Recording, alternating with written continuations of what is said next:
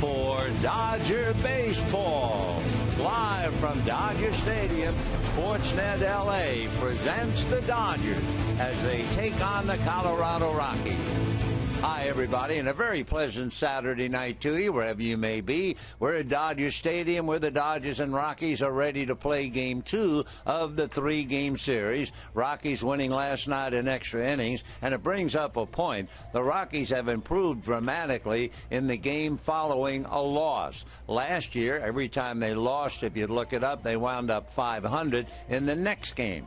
This year, following a loss, they have won 9 of 11, and should they win tonight, they will have their first three-game winning streak on the road this year. With all of that, the Rockies have won 7 of their last 10, and the Dodgers have lost 7 of their last 11. The pitching on the mound tonight, Juan Nicasio, he'll be out there for Colorado. He is 3-2 in his career against the Dodgers. His last 2 starts here, he not only won, he comes in with a string of 13 1/3 consecutive scoreless innings.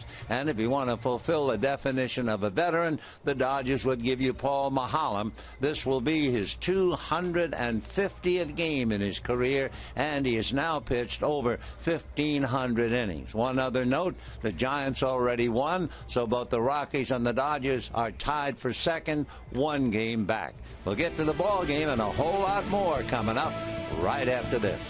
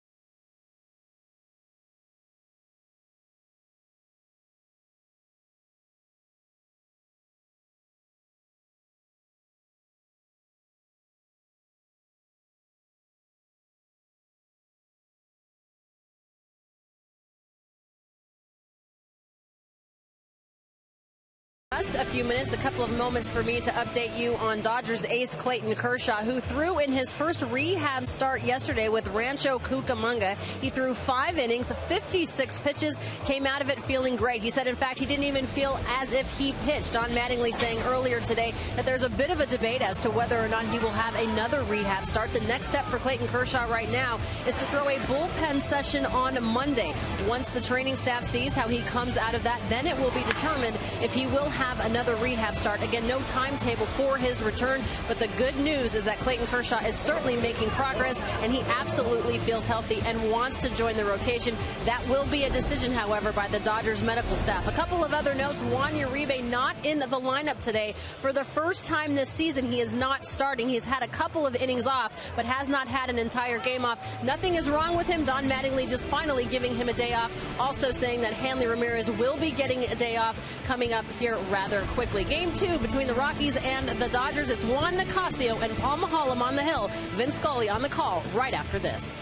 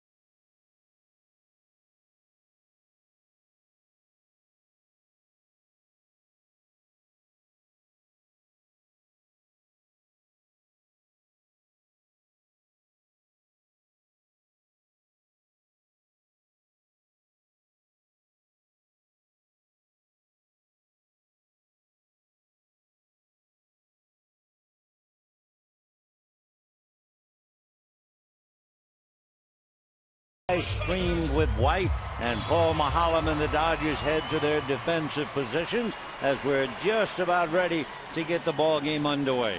For the Dodgers, trying to heal. Remember, they've lost 7 of the last 11, and if you subtract their victories against Arizona, 7-1, what's left is they are 6-10 against the rest of the league.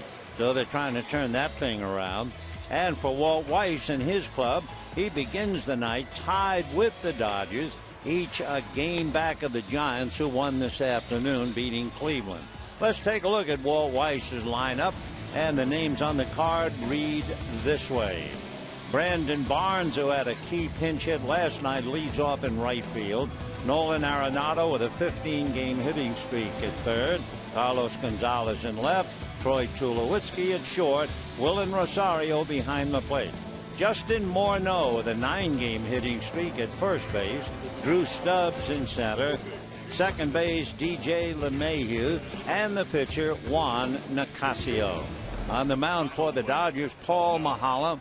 Maholm will be 32 years old in June. He's out of Greenwood, Mississippi. He's been lucky and he has been unlucky.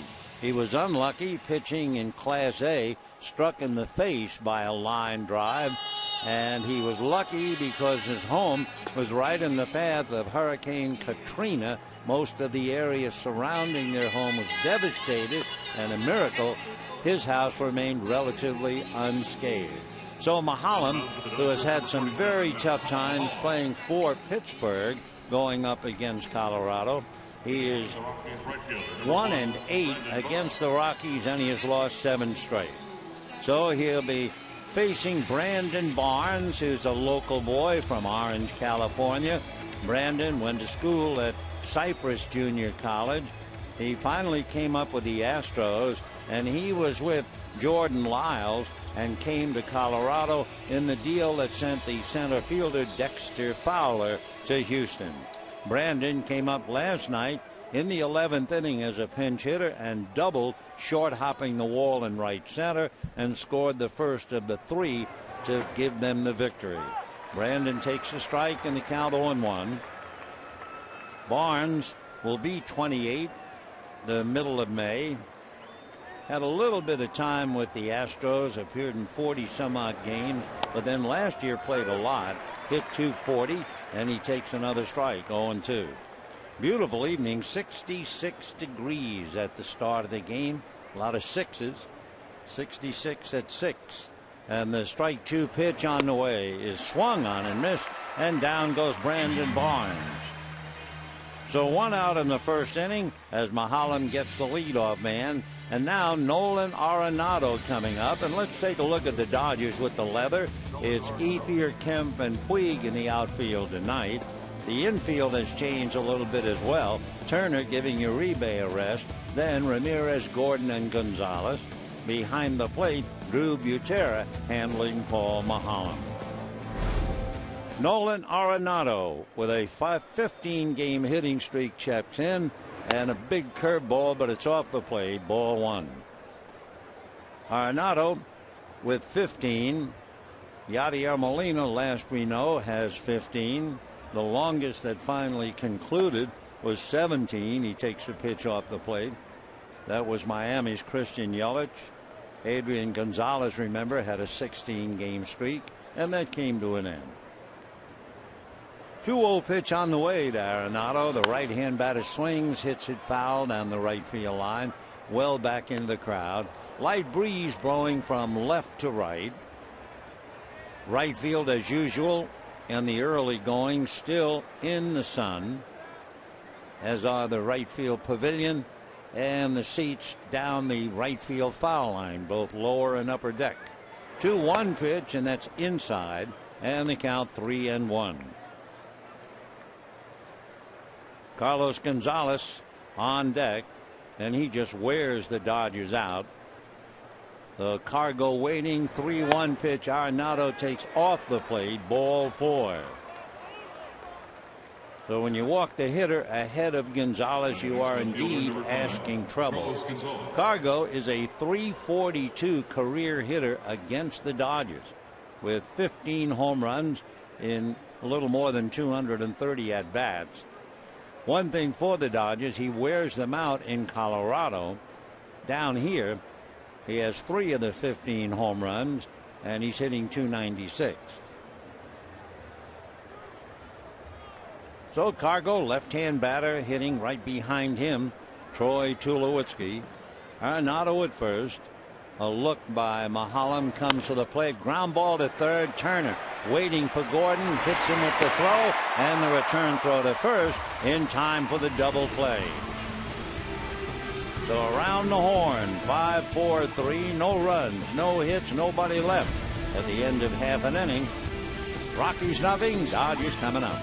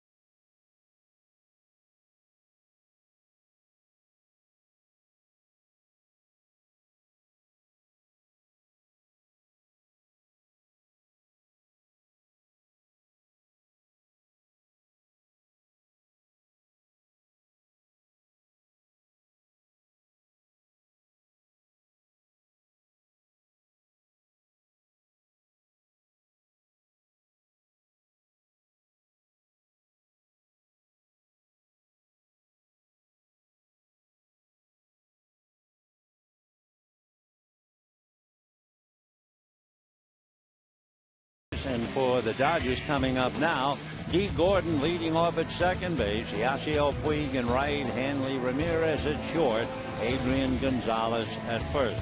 Matt Kemp is in center. Andre Ethier, who has had a great deal of success against Nicasio, is in left field. Justin Turner playing third. Drew Gutierrez behind the plate. Paul Maholm on the mound. By the way, the name Maholm and double plays certainly go together. When the Dodgers turned that first inning double play, Maholm has had 196 in his career. So Juan Nicasio from San Francisco de Macorís in the Dominican. He'll be 28 years old the end of August. Signed as a free agent back in 2006.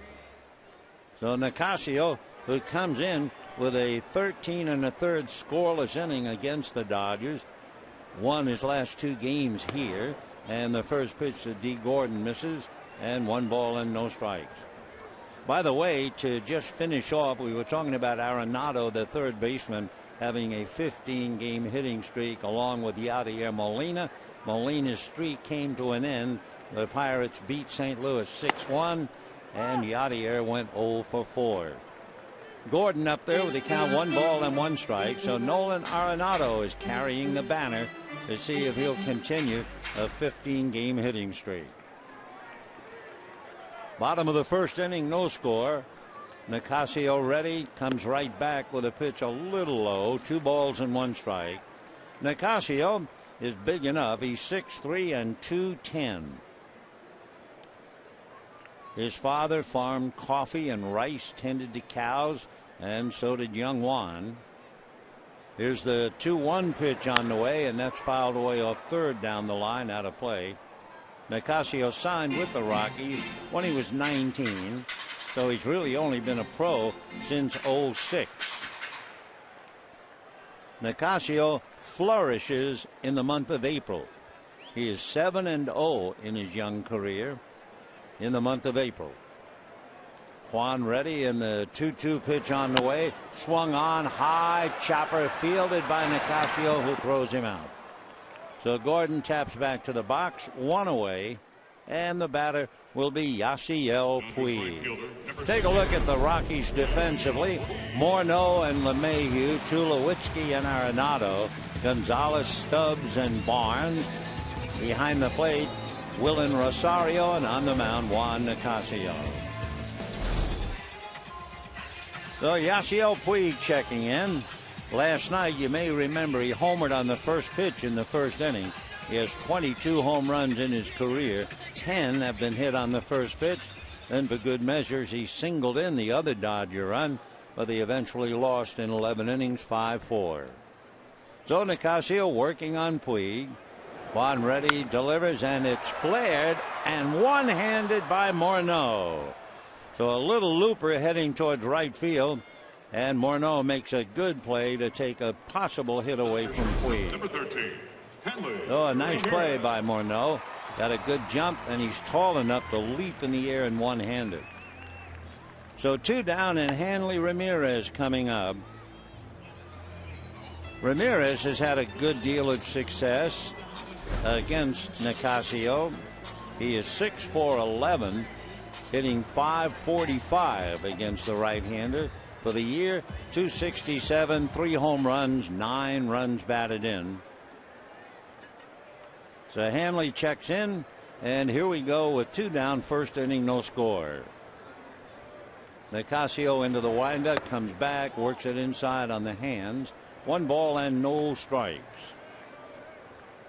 Ramirez, the Dodgers certainly hope, has come out of his struggle and his slump. Hanley waiting, Nicasio straddling the rubber, a foot at either end. Now the 1-0 pitch, and that's off the plate.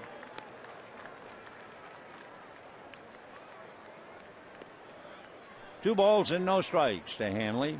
Been red hot all of a sudden coming out of the slump, 6 for 13. Nicasio ready, and the 2-0 pitch. Hanley looks, and that's low and away, ball 3. So 3-0 the count. The two pitchers have something in common. You would hope neither one would have it, but they both have it. We told you about Mahalam being hit in the face in single A. Well, Nicasio was hit on the right side of the head. The pitch in for a strike. A line drive. He suffered a broken neck. He was hit actually in the temple by national shortstop Ian Desmond. Went down, lay on the mound for several minutes, finally treated, and eventually had to have surgery. The 3-1 pitch swung on and missed. The neck surgery was to stabilize a fracture to the C1 vertebrae in the neck. So they inserted 2 screws in the topmost vertebrae, a small plate at the base of the skull, and here he is. Thank the good Lord, healthy and pitching. 3-2 the count to Hanley Ramirez. Adrian Gonzalez on deck. Nicasio ready, in the 3-2 pitch is a fastball whacked into right center on his horse's studs. Can't get it. It bounces off the wall. Hanley will stop at second base as Barnes retrieves and gets it back in. So Hanley Ramirez really starting to shape up again. The Hanley that we're accustomed to seeing, who was laboring, all of a sudden has now 8 hits in this homestand, a long double to right center field. So the Dodgers continue to do a couple of things that they've been doing since opening day. They continue to pick up double plays. They turn their 27, and they've also had a bunch of extra base hits. Last night, the Dodgers had 1 double and a home run. That gave them 75 extra base hits. Then the next night, they had 2 home runs and a double, in fact 2 doubles. So now they get a double from Ramirez. Nicasio ready, Gonzalez at the plate. He takes a strike, and the count 0-1. Adrian last night was 0 for 4, had struck out twice, and then came up in the 11th inning, hit a home run into the right center field bleachers to make it close 5-4, but that's as far as the Dodgers got. He hit the home run against LaTroy Hawkins. 0-1 the count. Out of a stretch goes Nicasio. Tulowitzki directly behind Ramirez. Adrian takes outside, a bluff by Rosario, the catcher, and that sends Hanley scurrying back to the bag. Anything they can do to intimidate, to make the runner at second base lose a step or 2, and both Rosario and Tulowitzki are trying to do just that. Take away a step, and it might mean an out at home plate on a base hit to the outfield. Nicasio leans in to get a sign, and Gonzalez waiting, hitting .297. Adrian 7 home runs. Nicasio at the belt. Here he comes, and the pitch high and away. Gonzalez 20 runs batted in, and Nicasio trying to put him down here in the first inning. For Nicasio, the book tells you a good 2-seam fastball, kind of a slider that replaced his curve, and a circle change. 1 ball and 2 strikes. Nicasio straightens up, looks back at second, works the hitter, little foul ball off third, and that will go out of play right into the Dodger dugout. So it's still 1-2 the count.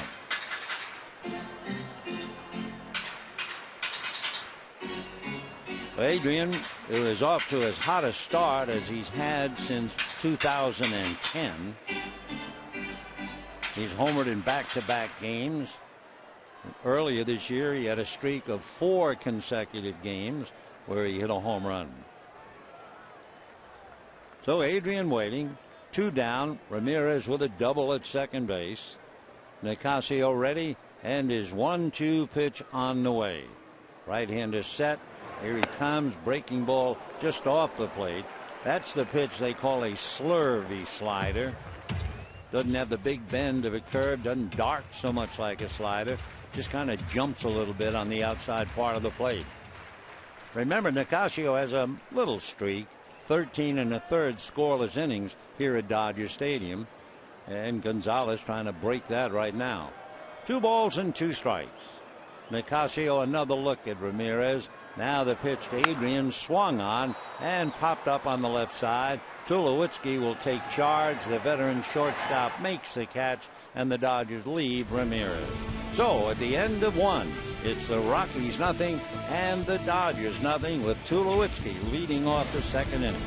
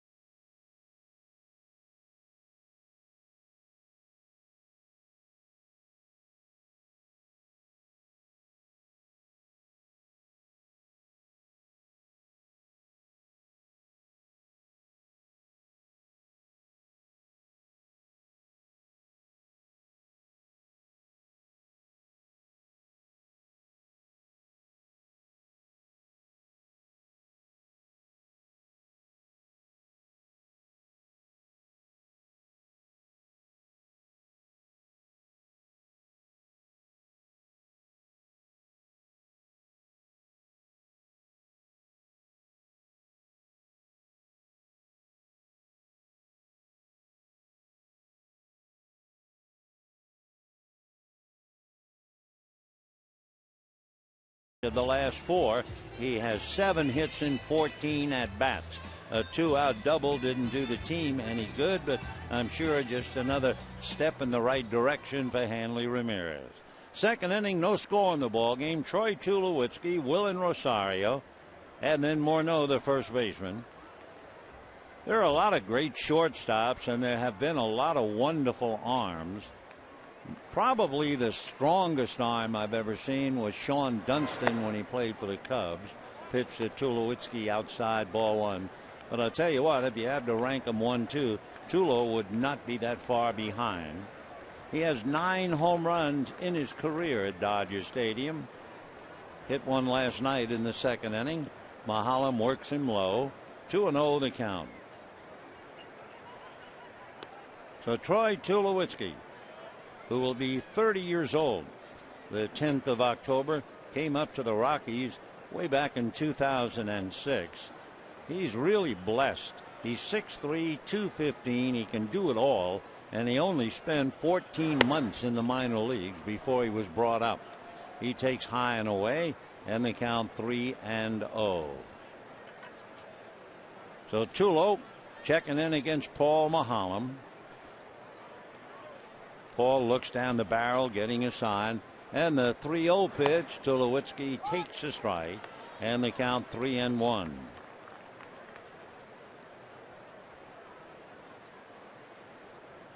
Tulowitzki is hitting a cool .455 against Paul Mahalam, including 2 home runs.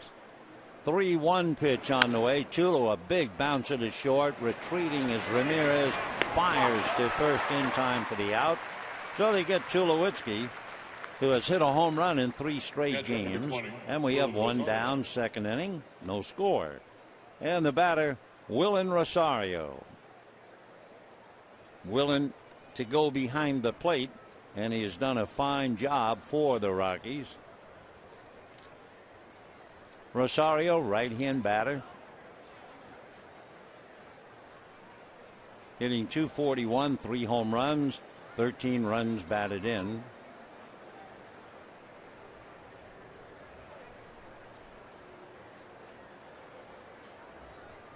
And the first pitch to Willen, in for a strike, 0-1. One thing that's helped him defensively, before spring training, he played winter ball, and his manager was Tony Pena, an all-star catcher. Rosario tops a ball. Mahalam is on it, whirls, fires, and gets him.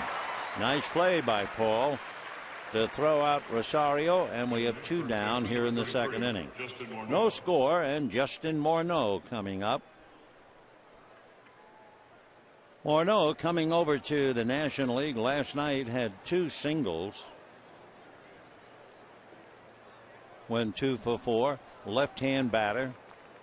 One of the things marking the improvement of the Rockies would be the arrival of Morneau, hitting .349, 5 home runs and 18 runs batted in. He swings, and a long fly ball to center, but Matt Kemp is there, one-hands it, and that's the inning.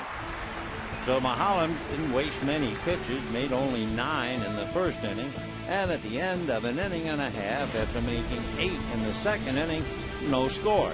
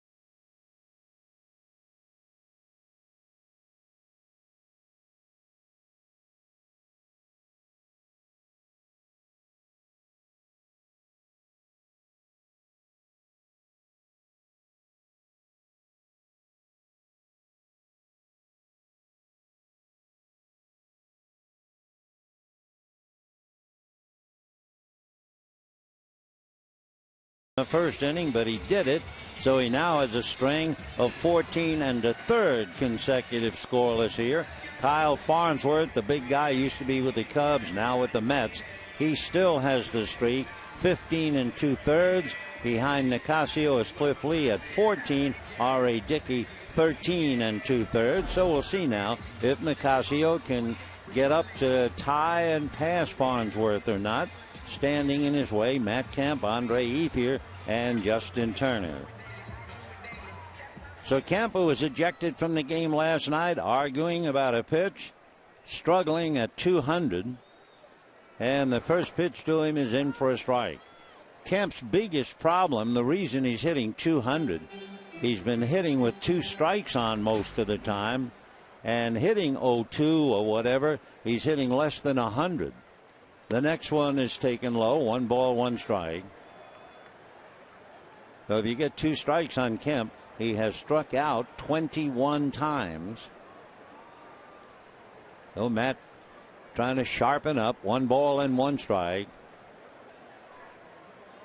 The 1-1 pitch on the way, and that's a check swing. The pitch low and inside, 2-1 the count. Angel Hernandez, who is the umpire at third tonight, gave Matt Kemp the boot last night, in case you're interested. It was the 7th time in Kemp's career that he has been ejected from a game. 2-1 pitch on the way, swung on, chopper just fair down the line, and Kemp on his way for an extra base hit, jogs into second base with a stand-up double. For Matt Kemp, that would be a half a dozen doubles for him this year. So Ramirez doubled, but with 2 out in the first inning. Matt, now a big chopper right over the bag, inside the chalk. Arenado, who made a remarkable play last night, unable to make the play this time as he went splashing into foul ground. So a double for Kemp to open up the second. And now one of the tougher hitters in the league against Nicasio is Andre Ethier. Andre 8 for 14, hitting .571 with a home run against Nicasio. Juan set at the belt, looks back at Kemp, works Ethier, and finds the zone for a strike, and the count 0-1. So Dodgers 2 hits, 2 doubles. As a team, they now have 54 doubles, along with 4 triples and 25 home runs. So Matt taking the lead. Now the strike 1 pitch on the way. Nicasio looks back at Kemp, works the plate high and away. So a lot of extra base hits when these two teams get together. Colorado's been leading in extra base hits. They have 49 doubles, 5 triples, and 31 home runs. So as Uribe and Puig talk, Walt Weiss watches, and a 1-ball, 1-strike count. Ethier with the outfield just about straight away, although Stubbs shading a little to left center. Nicasio pitches him away indeed, and high, and falls behind now. 2 balls and 1 strike, and out to the mound goes Willen Rosario to talk to him. So Nicasio trying to work his way out of a bit of a jam against a hitter who has worn him out. Andre has done well with runners in scoring position, hitting .320.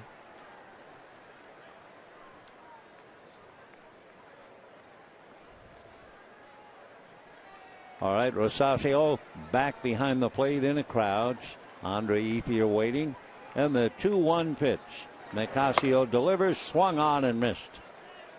That runs the count 2-2 after a 92-mile-an-hour fastball.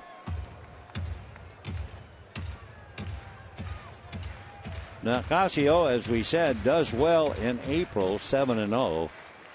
He has won his first 2 starts this year and has done very well. 2 balls and 2 strikes. Juan looks at Kemp. Come back to Ethier, who has a bad swing, badly fooled, not so much on the pitch. He was fooled on the location. The pitch was away, and I guess Andre was expecting something inside. So instead it was kind of an awkward swing, not really a swing at all, from a good hitter. So Andre badly fooled, chasing one, down he goes. First strikeout for Nicasio, and the batter now will be Turner. That's a thing the Dodgers have been doing of late. Somebody doubles and they fail to advance him. Last night in a tough game, Ramirez opened up the 6th inning with a double, and they never even got him to 3rd. And Willen Rosario, who's from the Dominican, going out to talk to his countryman. Kemp standing on the bag, and the breeze blowing from left to right as Justin Turner checks in. Turner only starting occasionally, but he's played second, short, and third. Uribe getting a well rest tonight after playing 24 straight games. Juan hitting .333 with 4 home runs, 10 RBIs, alongside Puig, which figured. Nicasio set, very deliberate, too deliberate for Turner, who backs out. Justin from Long Beach went to Cal State Fullerton. You're talking about so many local boys coming in here with other teams, and the Dodgers have Justin. So the right hand hitting redhead checks in. Nicasio hides the ball out of the right hip, out of his stretch, looks back at Kemp, now works Turner, and the pitch is low. It's up to DJ LeMahieu to hold Kemp on, so to speak, at second base. Tulowitzki with a right-hand hitter up deep on the edge. Center fielder Stubbs shading just a tad towards right center. And Kemp with a wary eye taking lead. LeMahieu faking to the bag. Nicasio ready. There goes Kemp to third. The pitch is low, dropped by Rosario. So Matt steals third. He is 3-0 now in stolen bases. So they were trying to do it. LeMahieu was trying to hold him on. Nicasio had been very deliberate, but Matt had a good jump, and Rosario just dropped the ball like a piece of wet soap as he turned to throw. So Matt steals third. That's another way to get him over. So now Turner will try to pick him up with a 2-ball, no strike count. Dodgers, as you know, have been struggling to score runs, averaging about 3 runs a game. They had 4 last night, but it was still a buck shy. So the infield plays up on the right side about halfway. We told you about Tulowitzki's arm, and Troy has gone back to almost a normal depth at short. So Turner trying to pick him up. 2 balls and no strikes. 1 out, second inning, no score. Now Tulo comes up, and the pitch is foul back. So Tulowitzki, who was reasonably deep at short, just as Nicasio was ready to deliver, Tulo was charging to the rim. 2 balls and 1 strike. Tulowitzki now is going to be there. He's not going to be charging. Nicasio looks in, figuring runs are going to be at a premium. Now the right-hander ready. Infield up. 2-1 pitch to Justin Turner is taken low. Ball 3. The Dodgers, with 2 doubles tonight, now have 54. The Yankees have 51 doubles, and the Rockies 49.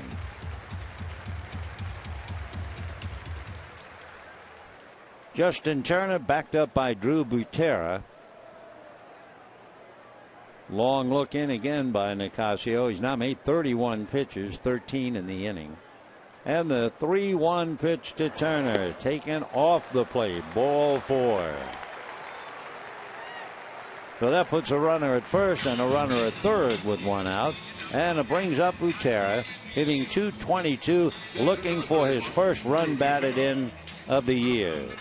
Not that he's played much. He's only been in 6 games, and he's only had 18 at-bats. So Drew, out of Evansville, Indiana, now lives in Lake Mary, Florida. Went to the University of Central Florida.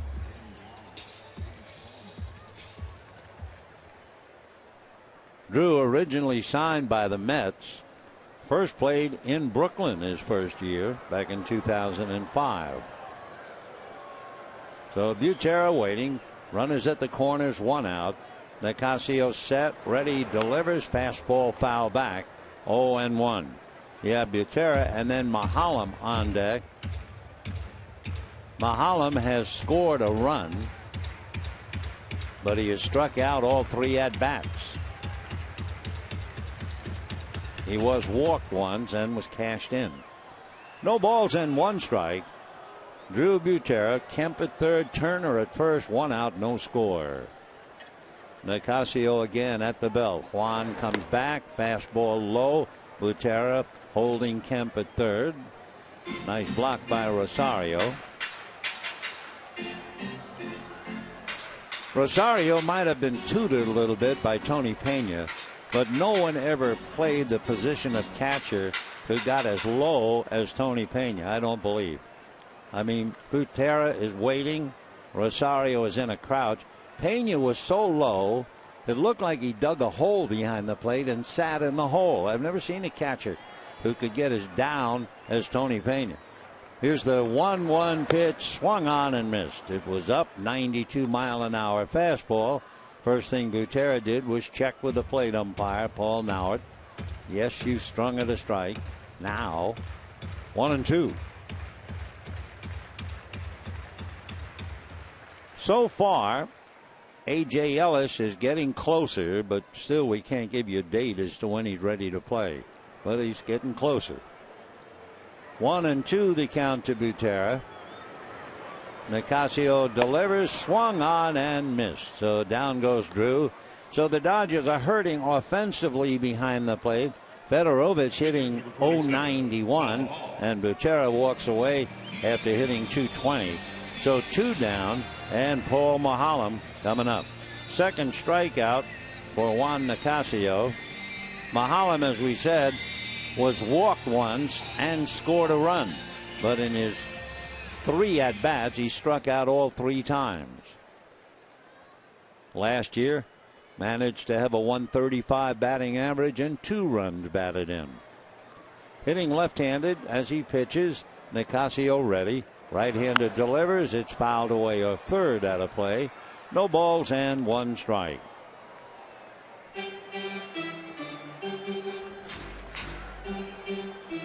Nicasio having a great deal of success. He has walked 5 and he has struck out 22. Soon to be 28, set at the belt. Nicasio comes back. Maholm fouls it at the plate. No balls and 2 strikes. So in the first inning, Ramirez doubled with 2 out. Dodgers left him. Here in the second inning, Kemp doubled. Heath is struck out. Matt steals third. Turner walks. Butera strikes out. And now here's Maholm. No balls, 2 strikes. Kemp scratching his head as if to say, what do we do to score a run? 0-2. Nicasio straightens up. Right-hander over the top. Check swing. Strike 3 called. And the Dodgers are the model of inefficiency for 2 innings. No runs, 2 left. And at the end of 2, no score.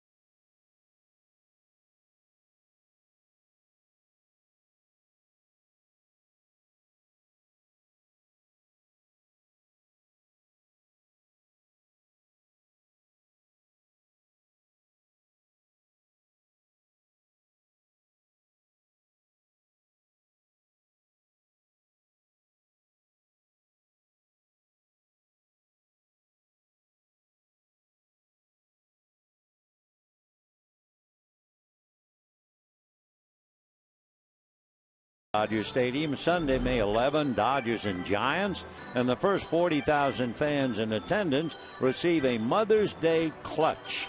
Compliments of Mother's Cookies. For tickets, visit Dodgers.com/promotions today.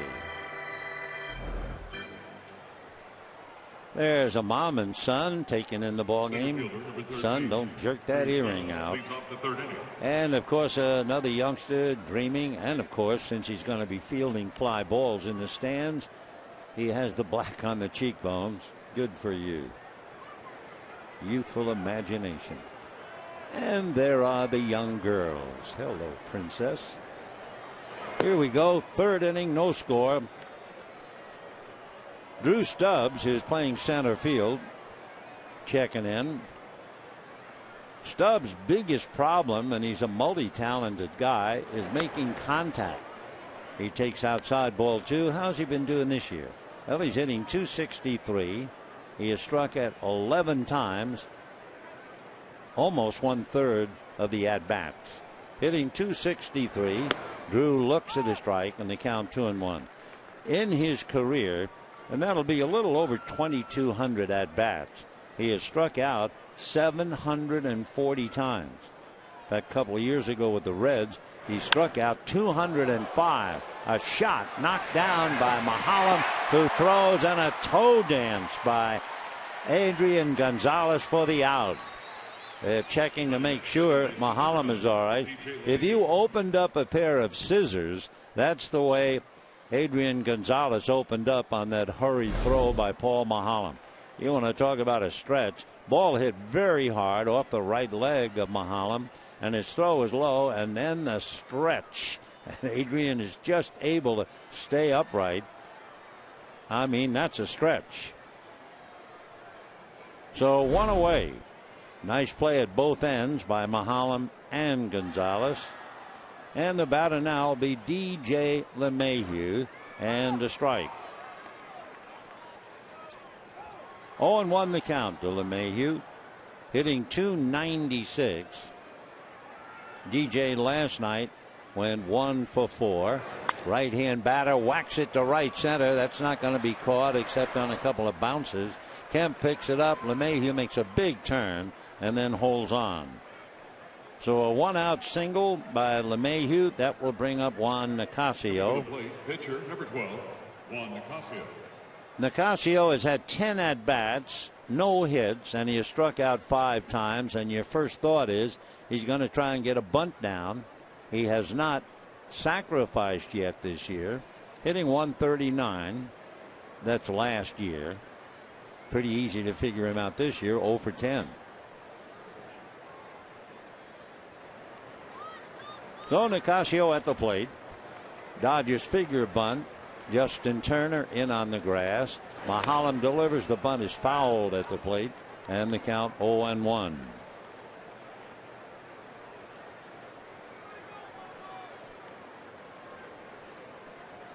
Rockies this year get a lot of infield hits. They've had 26 infield hits, and the bench has made contributions for Walt Weiss. He's had pinch hitters successful 9 times, and then you can make it 10 because last night he sent up Barnes, who doubled. So the Rockies playing well. The identical record as the Dodgers. They took the field tonight to go against each other, 1 game behind the Giants, who won this afternoon. They beat Cleveland. 0-1 the count to Nicasio. Turner looking bunt. Gonzalez busy holding and then ready to come to the plate. Nicasio bunts. Down to get it is Turner. The only play is to Gordon. Meanwhile, Butera goes all the way to third to cover. So the sacrifice works. LeMahieu now at second base with 2 out. And the batter will be Brandon Barnes. So Nicasio does his job. Dodgers have left 3 men already. 1 at second, 1 at first, and 1 at third. Brandon Barnes hitting .326. Brandon, local boy, as we mentioned. Right hand batter swings, strokes it into center. That's going to be a base hit. Kemp over to cut it off, and here comes LeMahieu to score. So the Dodgers leave people in second and third, and the Rockies don't. And just like that, 1-0 Colorado. So Barnes base hit, RBI, clean as a whistle, slow curveball, and up. That's usually a problem. And it was banged hard into right center field. So they all worked together. LeMahieu got the base hit, Nicasio got the bunt down, and then Brandon Barnes picked him up. So here now, Nolan Arenado with his 15-game hitting streak. He walked in the first inning. So 2 local boys. Mahalam to first base, no play there. So Barnes from Orange and Arenado from just outside of Newport Beach. And on deck, Carlos Gonzalez.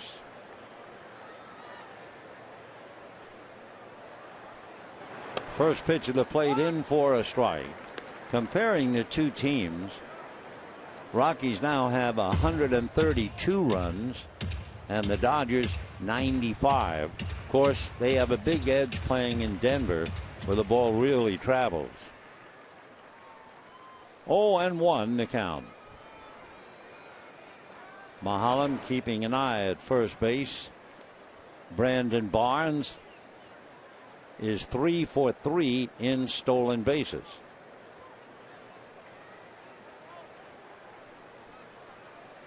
Oh and 1. Mulholland at the belt, left-hander ready, comes back in the dirt. Nice save by Butera. 1 ball and 1 strike. When he started the game tonight, Paul Mulholland was entering game number 250 in his career. He has pitched over 1,500 innings in the major leagues. 1-1. Another throw. Barnes diving back to the bag. So the Dodgers have the book on Barnes. He runs very well, and they're going to have to watch him. And of course, somebody who knew how to run very well when he played, Eric Young, is the first base coach. Stu Cole over at third. Another throw, and once again Barnes back to the bag. That was close. So Mulholland, as a left-hander, keeping a good eye on the runner. Trying not to balk in the process. Barnes runs well. Last year he stole 11 bases with the Astros. Now here comes Don Mattingly talking to first base umpire Stu Sherwater. Remember, Stu Sherwater is the 29-year-old from Regina, Saskatchewan, making his major league debut last night at second base. His wife came down from Canada to watch him. So let's see what this is all about. Couple of throws to first.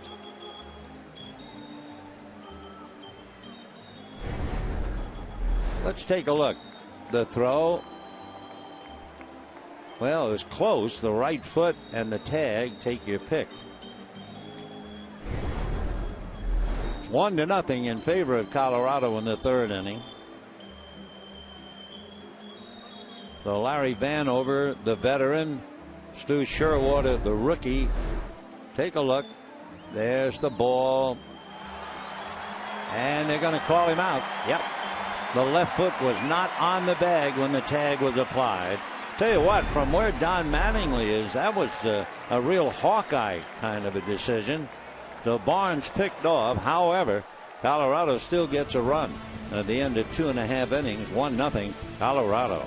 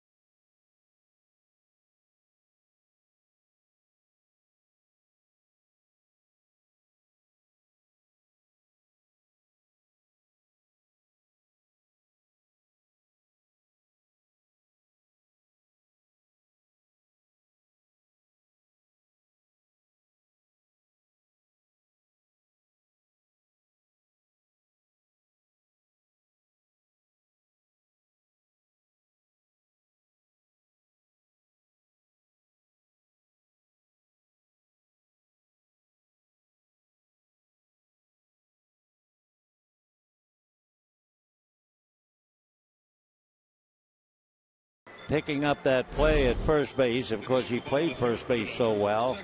Very close play, but you can see the left foot is not at the bag and the tag on the right knee by Adrian Gonzalez. So Barnes picked off for the third out, but the run was already in the bank. So in the bottom of the third inning, after Gonzalez got his man, it'll be the top of the order. That means D. Gordon, Yasiel Puig, Hanley Ramirez. And first pitch low, ball 1-0. A coach is always embarrassed when a base runner is picked off. And of course, at first base, as we mentioned, Eric Young, when EY played in his career, he stole 465 bases. And there's a drive into right center. That's going to go to the wall. Now let's see about Gordon. He's run out from under his cap. He is on his way for 3, and he has got a triple.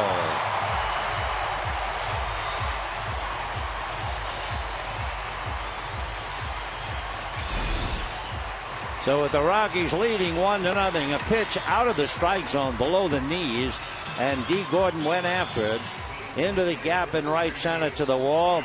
D just shifted into high, and there was no way they were going to catch him. So D. Gordon comes up with his second triple. He has 4 doubles and a home run.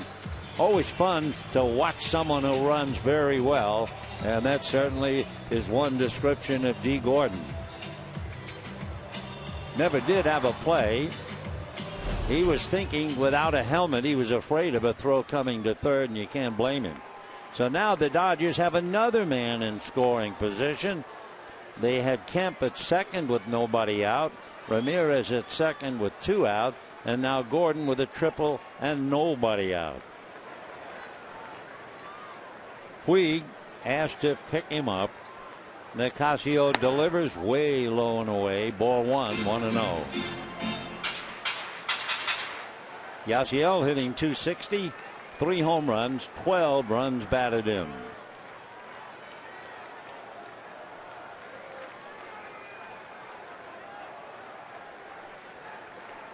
Nicasio set, comes back. Puig fooled on the pitch. Not really a swing. He just kind of turned on it. 1 ball, 1 strike. One thing about Nicasio in a low-scoring ball game, he has gotten excellent run support from his offense. During the innings that he's pitching, the Rockies have gotten him almost 9 runs a game, 8.6 to be exact.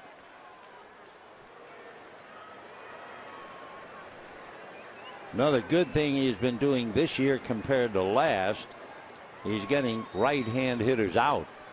1-1 pitch on the way. Nicasio delivers, and it's low. And a 2 ball, 1 strike count after a 93-mile-an-hour fastball.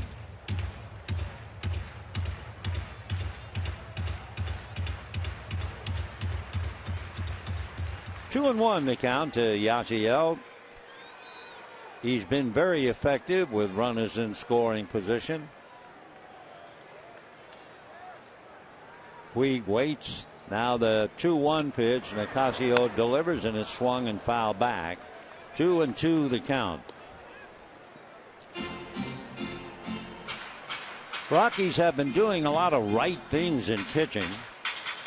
The offense has come back, saving 4 games that they might have lost. That's when the starting pitcher leaves, where he's in position to lose, and the Rockies come back to bail him out. 2-2 the count. Nicasio nodding yes to his catcher Rosario, and the 2-2 pitch to Puig, and it hits him. The Yasiel on a pitch inside is nailed. He goes to first. First and third, nobody out, and the batter will be Hanley Ramirez. Number 13. Take another look. Pitch just runs in on him. He starts to turn. It got him right at the edge of the elbow, the left arm. Jim Wright, the pitching coach, is going to go out and talk to Nicasio. Nicasio, by the way, that's the first batter that he has hit this year. So first and third, nobody out. Ramirez, Gonzalez, and Kemp. And the Rockies leading 1-0. One of the another reasons why the Rockies have been successful, and you really have to look close to figure this one out. They've been playing a lot of games at home, as you know, and they have, as of the moment, the highest rate of ground outs to air outs. I mean, that's remarkable for a team in Denver. More ground balls than fly balls. Of course, they've turned 23 double plays, and the Dodgers have turned 27. So first and third, nobody out. Here's Hanley, double to right center in the first inning. Down the line from third comes Gordon, and Nicasio at the belt. Juan ready and delivers. Swung on, foul back, 0-1 to fastball alley. All you have to do is see the direction of the foul ball. If it's coming back anywhere around here, it's a fastball. 0-1 the count. Rosario juggling, shifting, thinking. Now settles to wigwag his sign out. No balls and one strike. Hanley waiting. Nicasio delivers, and that's lifted foul down the right field line. Well back out of play. So Hanley now in trouble. No balls, two strikes. As we always do when any pitcher has a runner at third, we check for wild pitches. Nicasio does not have a wild pitch.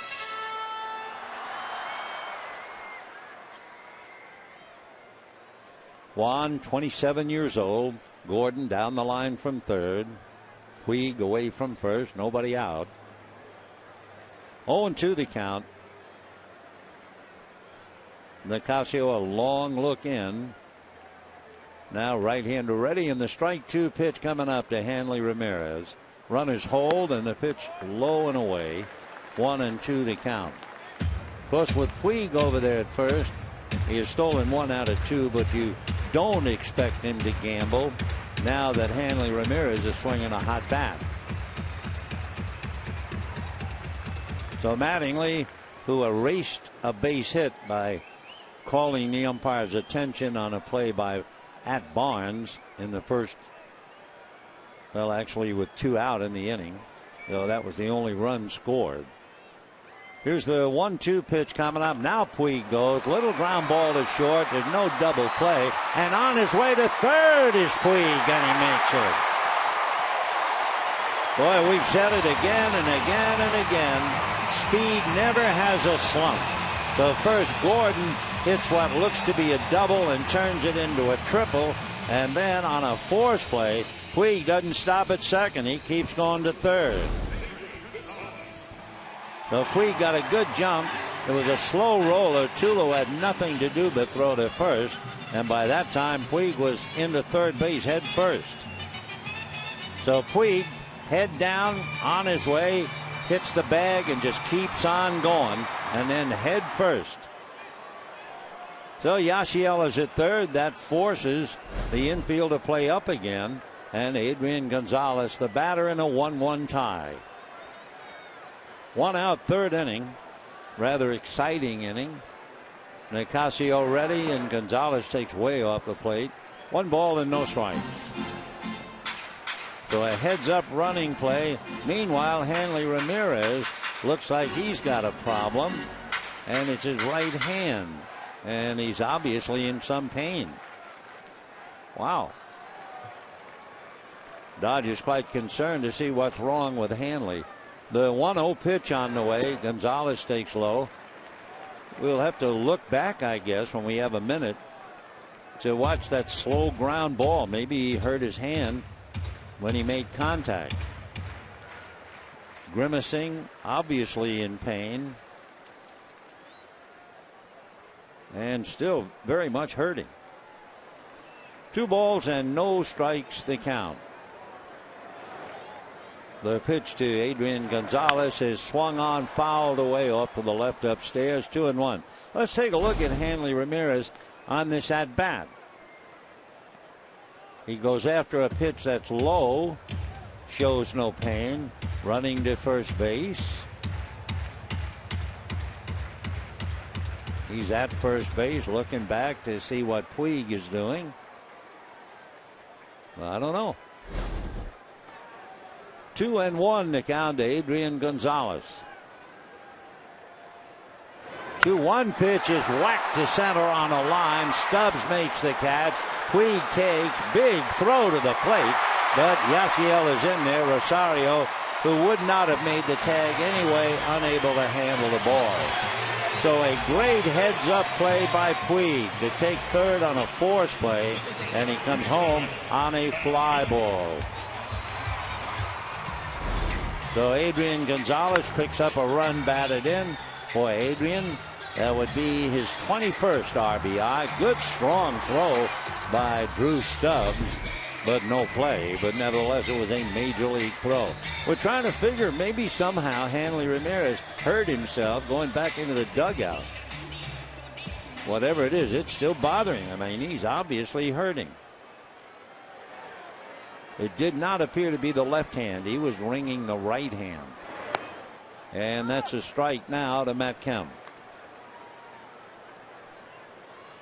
Today, I'm not sure who the player was, but Ryan Braun was taking a practice swing in the dugout, and he hit Gene Segura in the head. 1 ball, 1 strike. Why he was taking a practice swing in the dugout, only Ryan Braun can tell you. But there are strange things that can happen down in there, and we're just wondering if Hanley didn't get hurt after hitting into the force play and going to the dugout. 1-1 pitch on the way, lifted to right center field, pretty deep. Back goes Barnes, back goes Stubbs, leaping catch in right field. Barnes went up the ladder and couldn't make the play. Brandon Barnes went up, looked like he might have caught it, came down with a glove full of empty. Matt Kemp is looking out there. Barnes and Stubbs a little frustrated, and the home run by Kemp gives the Dodgers a rather big inning. It scores, and the Dodgers now lead 3-1. Let's take another look. High fly ball to right. Barnes goes back, leaps up. The glove is above the fence. It hit the glove. That's why we thought he caught it, and then it came out of the glove. Take another look. Up the ladder. Over the glove. So from one angle it looked like it hit him on the glove. The other it just missed. Either way, Kemp with a big grin realizes that's cutting it awfully close, but he'll take it. And the pitch inside now to Andre Ethier. So in the inning, Gordon turned a double into a triple. Puig was hit by a pitch. Ramirez hit into a force play. Gordon scored, Puig going all the way to third. He scores on a fly ball to center. And then Kemp just does clear the right field wall, and more importantly, the glove of Brandon Barnes. 3 runs, 4 hits for the Dodgers. 1 run, 2 hits for the Dodgers. And they are still working on Hanley Ramirez's right thumb. He's still wringing that right hand, looking at it like it has done him wrong. And it's definitely the webbing between the index finger and the right thumb. 1-1 to count, and that's hit down the left field line, slicing foul. The ball boy reaches in, he finds the catch, and then he gives the fan the ball that he caught. 2-2.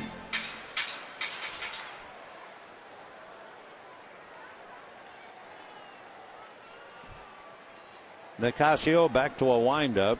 Ethier has given him a bad time in the past, and promptly flares one over third down the line. Fair ball.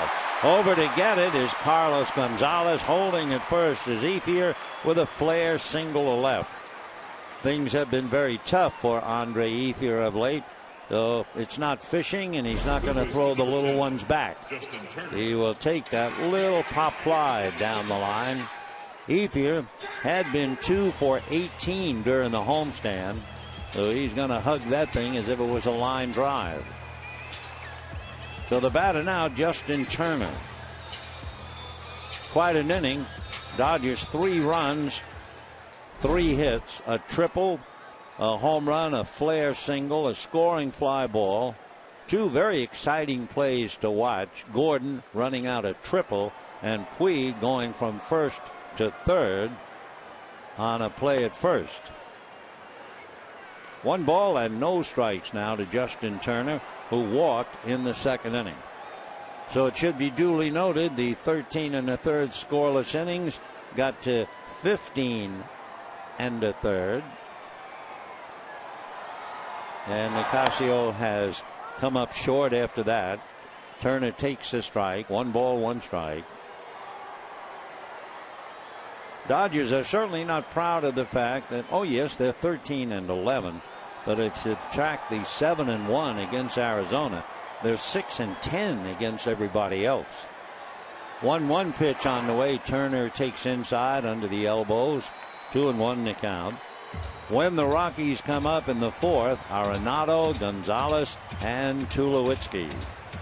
And we're watching Hanley.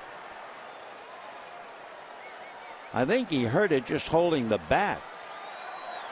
Here's the 2-1 pitch, and that's flared to right field, but Barnes was playing over there, makes the catch, and that's that. But Barnes coming back in, thinking about that fly ball that got away and wound up being a home run. How close it came to being a home run, even closer to being caught. And at the end of 3, it's 3-1 Dodgers.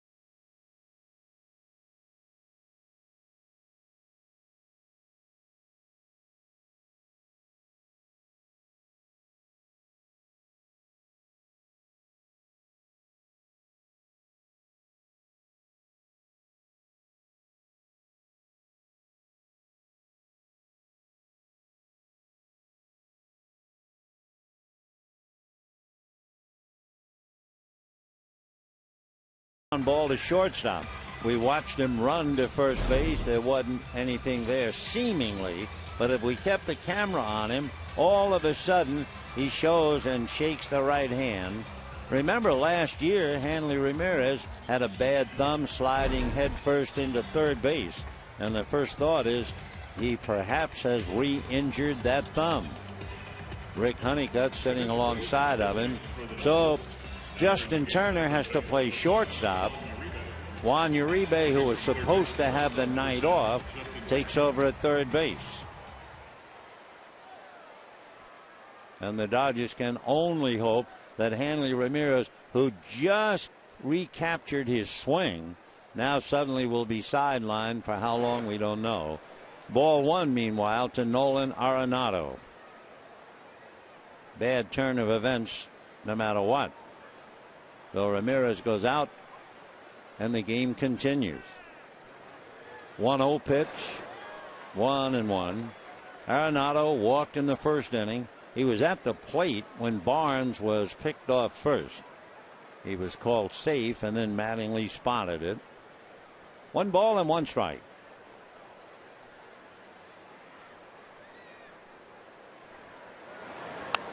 That's pop foul, out of play. 1-2 the count. 3 runs, 5 hits for the Dodgers. Couple of big plays in the 3rd inning. Gordon turning a double into a triple. Puig going from 1st to 3rd on an out at 1st. Gonzalez coming up with a clutch fly ball, and then Kemp just getting the ball over the right field fence. 2-2 to Arenado. We can tell you more about Ramirez now. That's foul back. Boyd Robertson digs it out. Last year, Ramirez missed 52 games. He was twice on the DL. He had a left hamstring strain and then a right thumb surgery. Started on the DL after having the surgery March 22nd to repair the ligament in his right thumb. And that's what he did today. I don't know the extent of the injury, but he certainly hurt his right thumb. He did it playing in the World Baseball Classic Championship for Team Dominican Republic. Then later on the hamstring. So that's the history of the right thumb and Hanley Ramirez. Ground ball inside the bag, backhanded by Adrian. Nice play. Arenado losing a hit. 1 away. Coming to the plate, number 5, Carlos Gonzalez. Carlos Gonzalez hit into a double play in the 1st inning.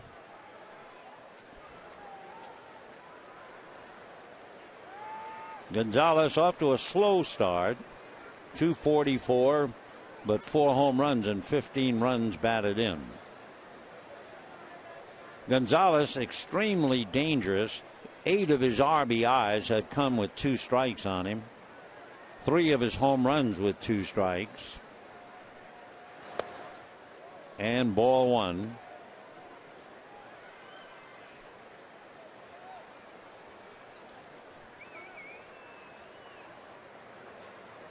Gonzalez 4 home runs, 15 runs batted in.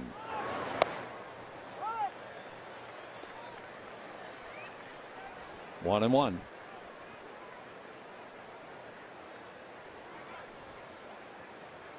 On deck, Troy Tulowitzki.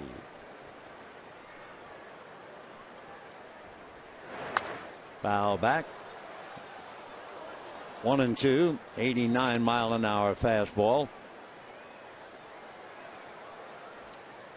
Dodgers lead 3-1. We're in the 4th inning. Game 2 of the 3-game series. Tomorrow, Jorge De La Rosa and Hyun-Jin Ryu. That's the last home game. Dodgers go out on the road Monday.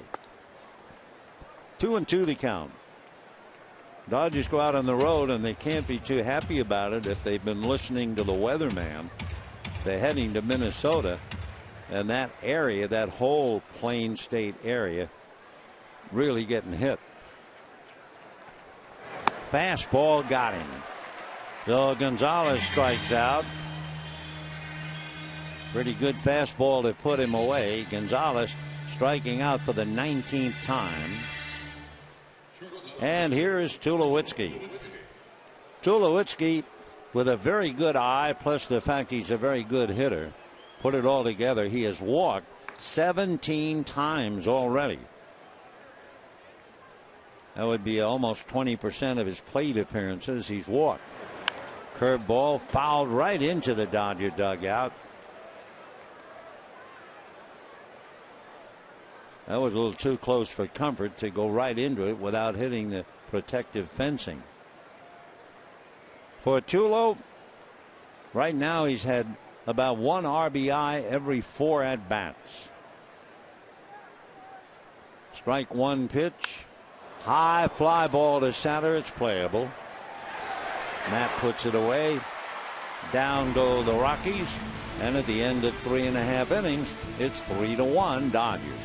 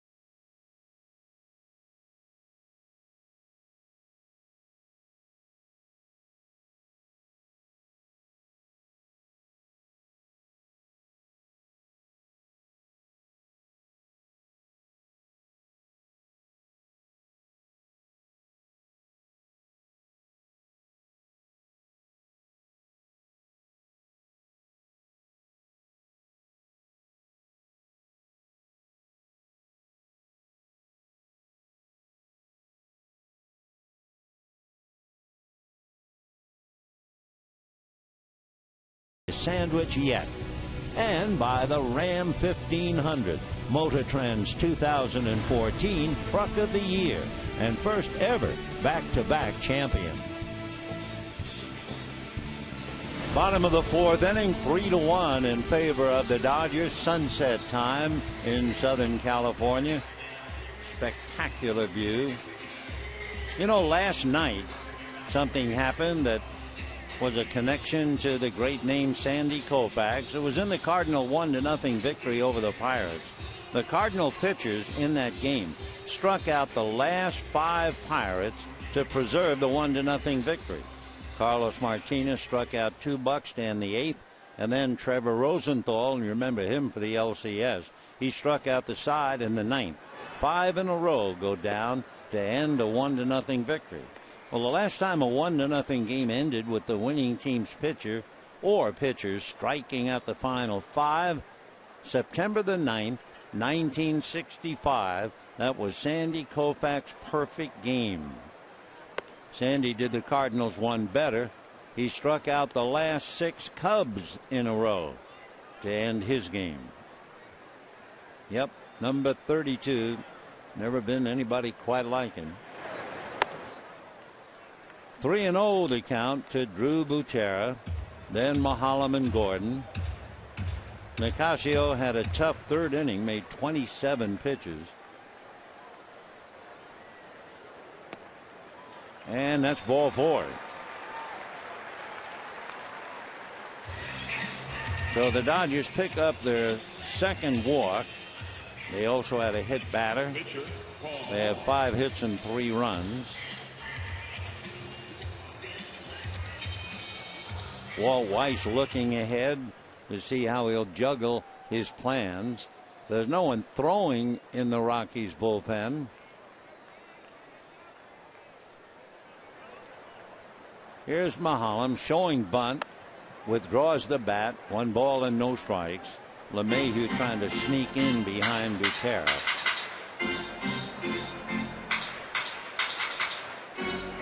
Boy, what a lovely evening. 66 degrees when the game started.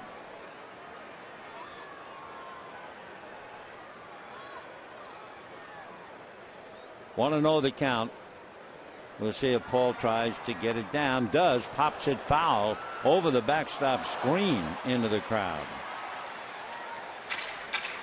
1-1 the count to Paul Mahalam. He does not have a sacrifice so far this year. Paul, of course, would love to get a lot of runs. He's trying to snap a personal 7-game losing streak against the Rockies. In his career, he is 1-8 against Colorado.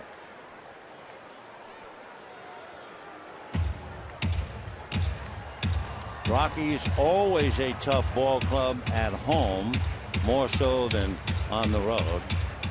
They're 8-4 at home.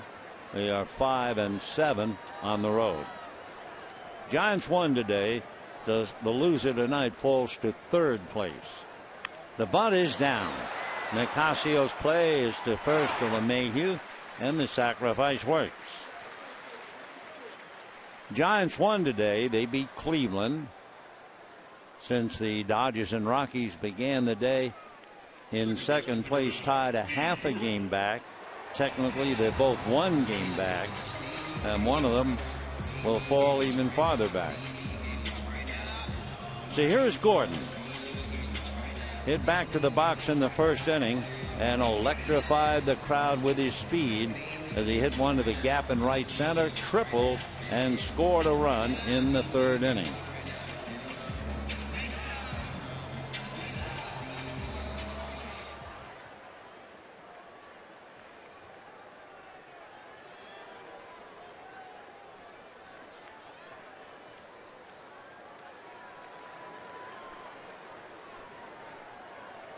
They pull up the corners with a runner at second, and it's fouled away, and they count 0-1.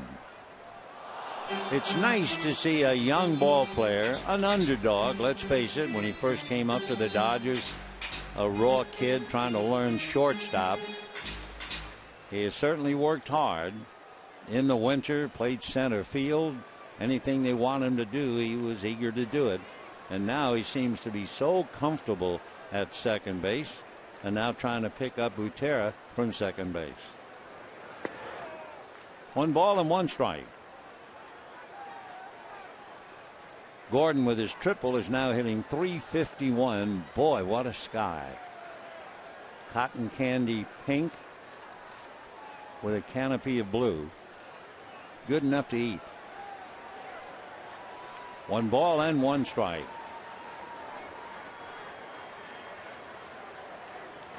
And line to center, maybe too hard. Charging and catching his Stubbs. So Gordon hits it right on the screws, but right at the center fielder. Can't feel too badly coming back. That had to feel good. So a line drive out. And that'll bring up Yasiel Puig.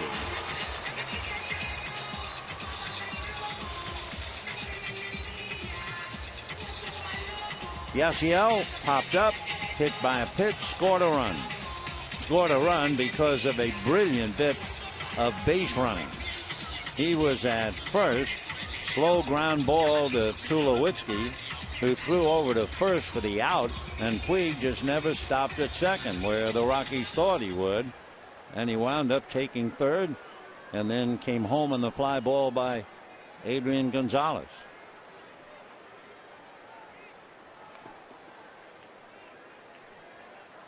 Dodgers lead 3-1, bottom of the 4th, 2 out. And ball 1 to Yasiel. When the Rockies come up, the catcher Rosario, then Morneau, and then Stubbs. It was interesting watching Yasiel Puig last night. By his actions, you knew you could read his mind. He had a fly ball in the 8th inning last night, and I know he felt he had the perfect pitch to hit a home run. He grounds one into left field, base hit. Let's see about Butera. Here comes a throw from a good left fielder, but it is cut off and slowed down. Otherwise, they might have gotten him. A very, very frustrated Carlos Gonzalez. He made a great throw, and just as it looked like it might get to the plate, Nolan Arenado is going to try to cut it off, and the ball went up his glove. Here comes Butera, but watch this. Arenado might have let it go. Instead, he ticked it with his glove, took the steam out of the throw. Down to second goes Puig, and the Dodgers lead 4-1. That's what slowed it down. That thing was on its way. And of course, Butera, a catcher, and I'm sure Arenado could eat his glove right now. Carlos Gonzalez with that shotgun of an arm. But the Dodgers get a gift. Puig with a base hit gets a run batted in. And here's Uribe. Uribe was going to have the night off until Hanley injured that right thumb. We hope it's only a bruise. As we mentioned earlier, he had to have surgery on the thumb after hurting it in the World Games.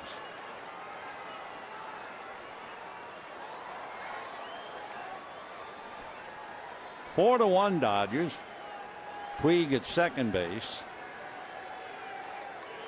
2 out.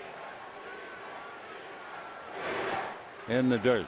So by Arenado getting the glove on the ball to slow it down, it cost the Rockies twice. That might have gotten Butera at the plate. They lost that. And by just kind of letting the ball slither away, that allowed Puig to go to second.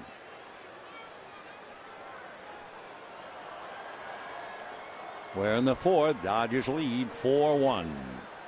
Uribe hitting .333.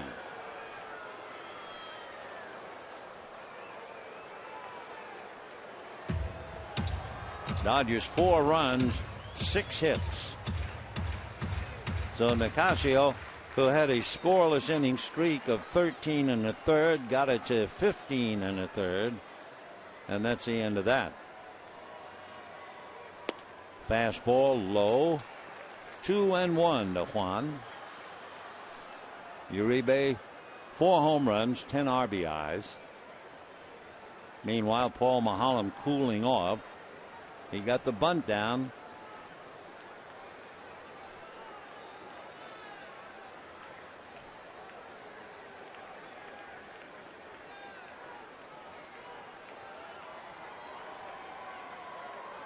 There goes the runner, Puig, on a fly ball to left field, but coming over is Gonzalez, and that'll be that.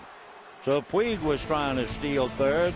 Matt Kemp did so back in the second inning. For the Dodgers in the fourth, they had one, and at the end of four, Bouchetta brought it in 4-1 Dodgers.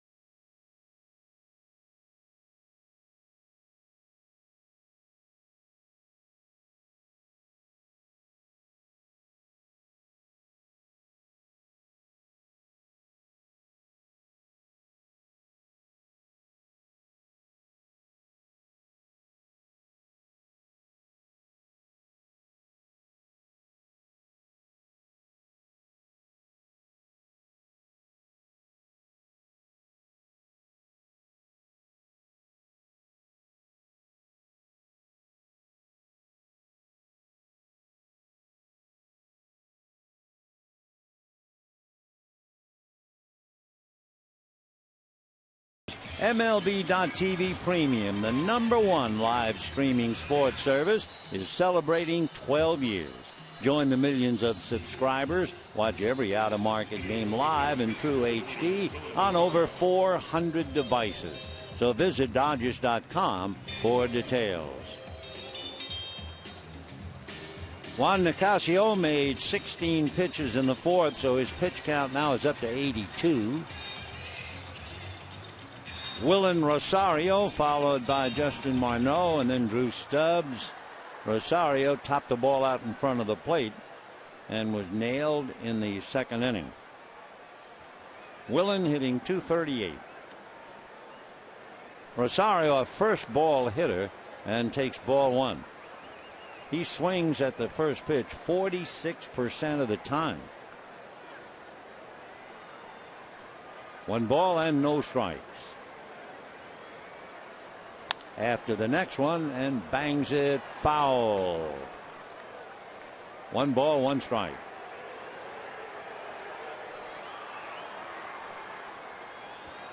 Rockies got a run in the third inning with 1 out. LeMahieu singled. Nicasio sacrificed. Barnes singled him home. But the Dodgers came back with 3 in the third, 1 in the fourth, and lead handily 4-1.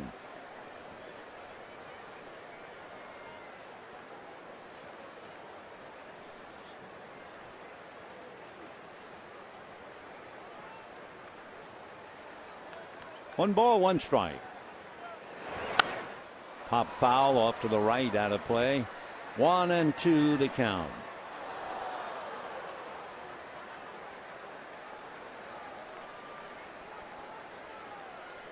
Paul Maholm trying to pick up his first victory of the year.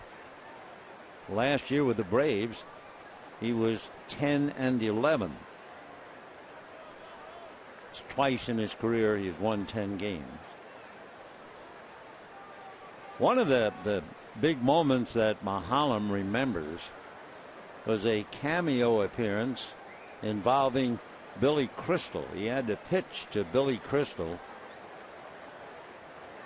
in the first inning. Pirates playing the Yankees in an exhibition game. Maholm said, I was trying to give him a strike so he could have fun with it, I think he had fun, but I'm just glad I didn't have to watch it every day on TV that he got a hit off me. The closest the 59-year-old comedian came to a base hit, a foul ball down the first base line on Mahalam's second pitch. Fly ball. It's Kemp and Puig. Kemp lost it, and it's going to land between them. And into second base, a double. So it was a pretty sky, and Matt Kemp throws his hands out like I didn't know where it went. It's a beautiful sky unless you're looking up trying to see a baseball. So instead of a fly ball, Rosario winds up with a double. Take another look. As soon as it went up, Kemp moved to his left and immediately said, "Where is it?" Well, Puig was way over in right field, tried to correct, but by that time, Rosario can't see it, Matt said. "I can't see it." But he can't call it a sun double. It was a beautiful pink sky a few moments ago. So a runner at second, and now Morneau, Stubbs, and LeMahieu trying to pick him up. Foul back.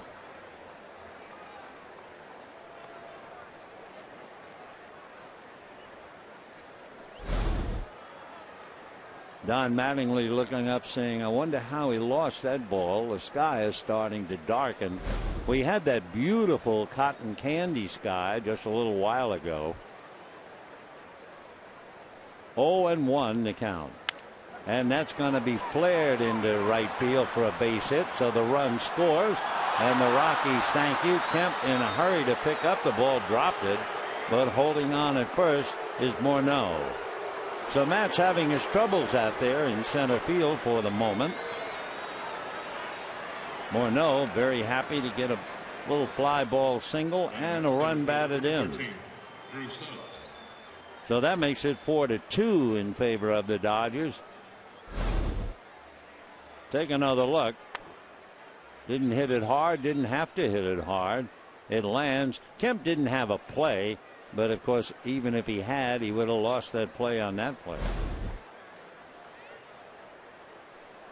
So 4-2. It is a humbling game. Drew Stubbs now, and a strike. Stubbs robbed of a hit. That was that hard hit ball off Mahalam's leg, and he was able to throw him out. Great stretch by Adrian Gonzalez.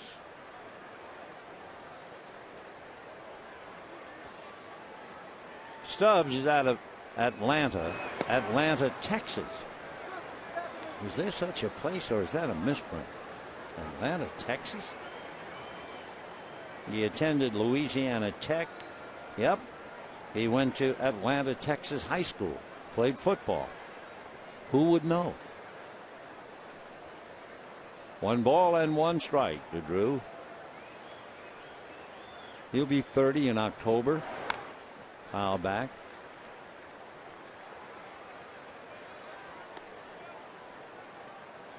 He was the salutatorian of his class when he graduated. He was named the top English, math, and Spanish student in school. Astros couldn't persuade him to sign. He turned down $900,000 to go to the University of Texas. In the dirt, nice save by Butera. 2-2. As Drew Stubbs said, I always valued going to college, so when the money wasn't as much as they said it might be, it was an easy choice. We told you his big problem, he strikes out a lot. 205 times. That's a lot of strikeouts for a guy who hit only 15 home runs for the Reds. 2-2. Fastball hit to short. The quick feed and the turn. Safe at first. Stubbs flying down the line. Right hand hitter, tough to double up. So it's a force play 6-4. 1 out, and that'll bring up DJ LeMahieu. There was the feed by Turner and the throw by Gordon. Kind of a soft feed. Of course, Turner is basically second baseman, third baseman. when you float the ball to the second baseman, you're in danger of sending him to the hospital. I mean, if the second baseman has to stand there waiting for a soft underhand toss, that runner is coming right down on top of him. LeMahieu singled in the third inning, shot up the middle, smothered by D. They get one, they get two. Wonderful play by D. Gordon to take a base hit away from LeMahieu and turn it into a double play. Up the middle, there's the smother, there's the flip, and there's the turn and throw. And at the end of 4.5, 4-2 Dodgers.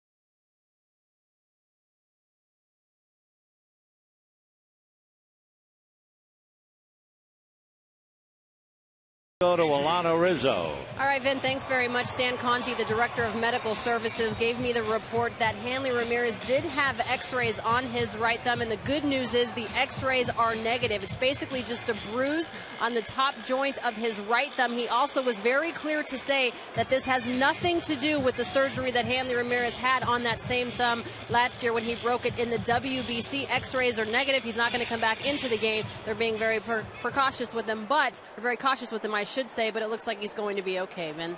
Okay, Alana, that's good news. And of course, everyone immediately thought of when he wrecked that thumb in that World Classic game playing for a team, the Dominican Republic. By the way, we were talking a minute ago about Atlanta, Texas, and wondering if perhaps it was a misprint. Nope. There is a town named Atlanta, Texas. It's in the northeast corner of the state near Texarkana, Texas, and Atlanta has a population in Texas of 5,745, including Drew Stubbs. Okay.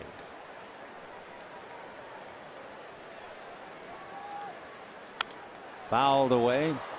They have the triangle up. A trio of Rockies, like the mountains themselves, standing in the way of progress for Adrian Gonzalez.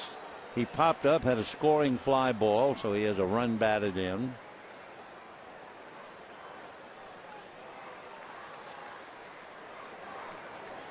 One ball and two strikes. Fastball, good location. Adrian just able to get a little bit of that and foul it back. Interesting, too, tonight, the Dodgers trying to steal third base. And you remember Matt Kemp was successful in the second inning. There was another effort, but the ball was hit instead. But Puig was on his way to steal. Foul ball. So the active leaders of stealing third base: Ichiro Suzuki, 106. Jose Reyes, Jimmy Rollins, 89. Carl Crawford 57, Hanley Ramirez 32, and Matt Kemp has stolen third 20 times now. 20 out of 27, and there's a high fly ball to left. Back goes the other Gonzalez, gone, and the Dodgers lead 5-2.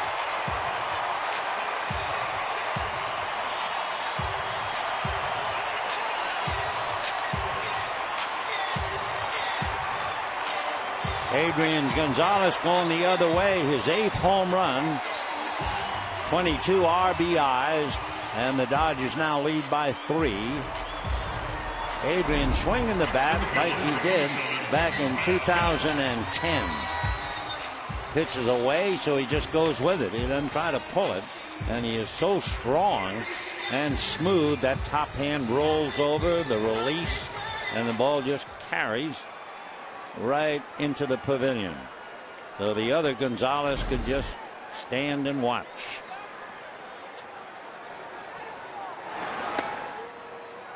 In 2010, Adrian Gonzalez had 31 home runs, 101 runs batted in, and hit .298.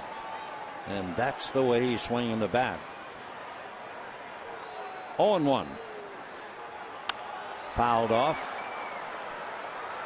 Matt Kemp doubled in the 2nd inning and stole third. They left him, and then hit that 2-run home run that barely eluded the glove of Brandon Barnes.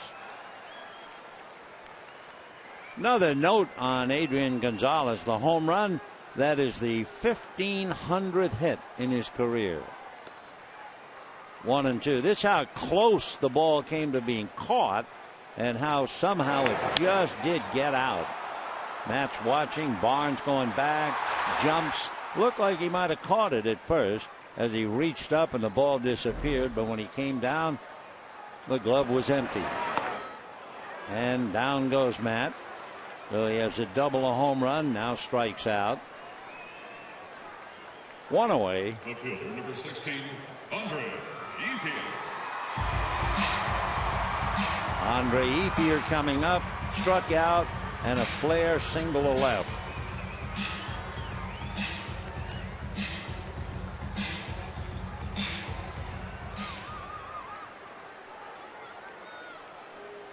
Five runs, 7 hits for the Dodgers, 2 runs, 4 hits for the Rockies. Nicasio is due to start the 6th inning. That's a strike. 0-1. So that streak of 13 1/3 scoreless innings is long ago now.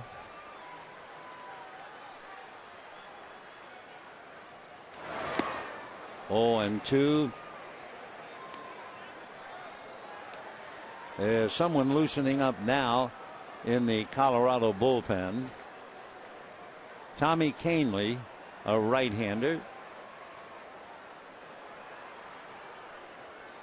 0-2 in the dirt.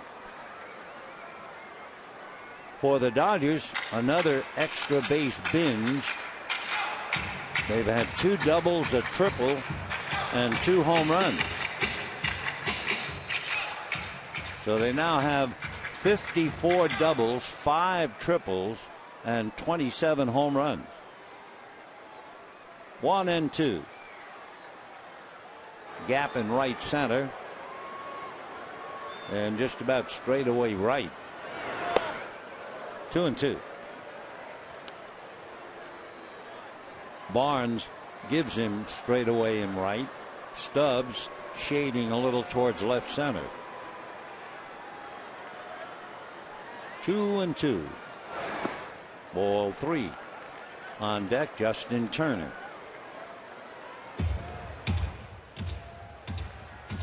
So Adrian Gonzalez, 1,500 hits in his career after hitting one out. 3-2 to Andre. And a ground ball up the middle, base hit. So Ethier continues to go after Nicasio. He's 2 for 3 tonight. And the batter will be Justin Turner. Dodgers 5 runs and 8 hits.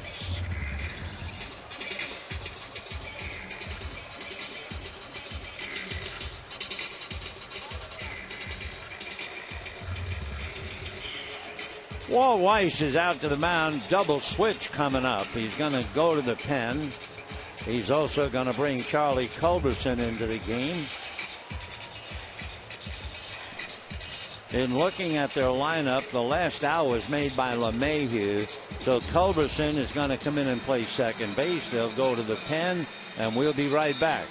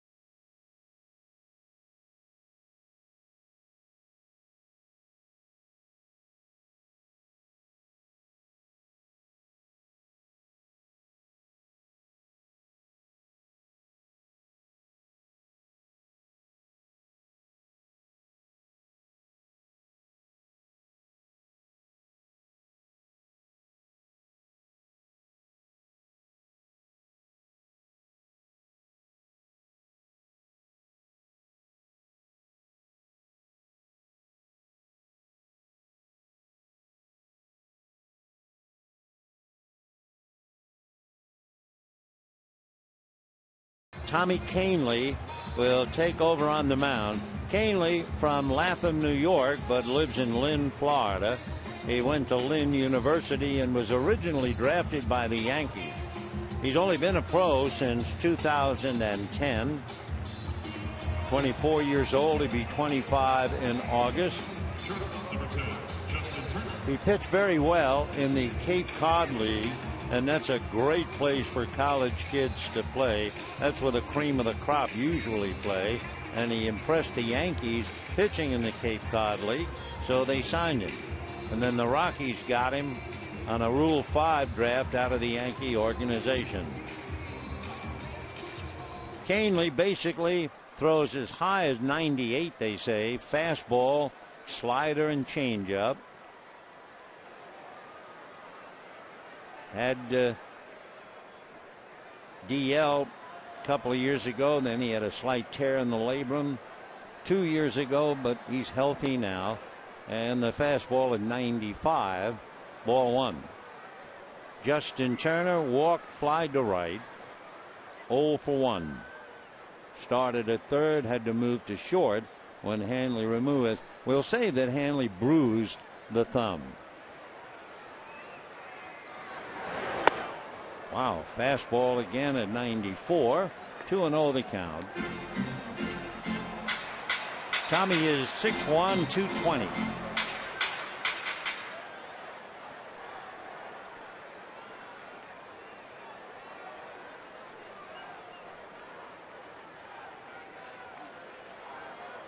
Two balls, no strikes. Fouled away off to the right out of play. Ethier at first. Dodgers have picked up another run on the home run by Gonzalez. Lead 5-2. Meanwhile, Gonzalez talking to Puig.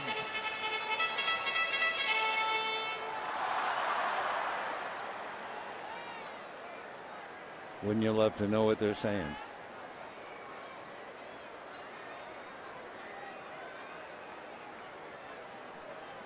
Two and one.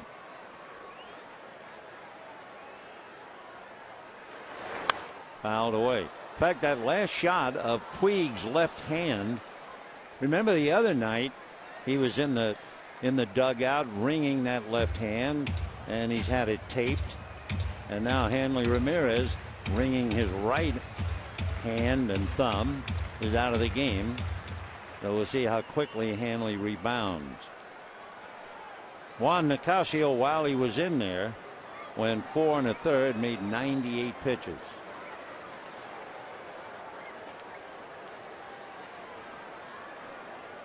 Two and two.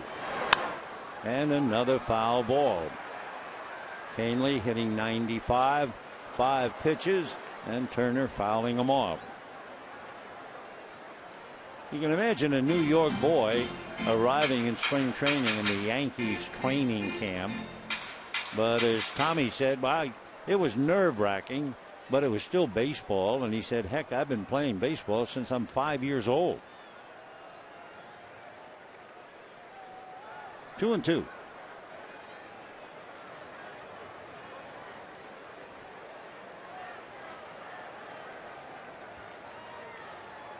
Fastball again. So he's been throwing one fastball after another, as high as 95. We told you he has been clocked at 98. He has a slider and a changeup to go with him. A very aggressive pitcher, they say. 2 and 2.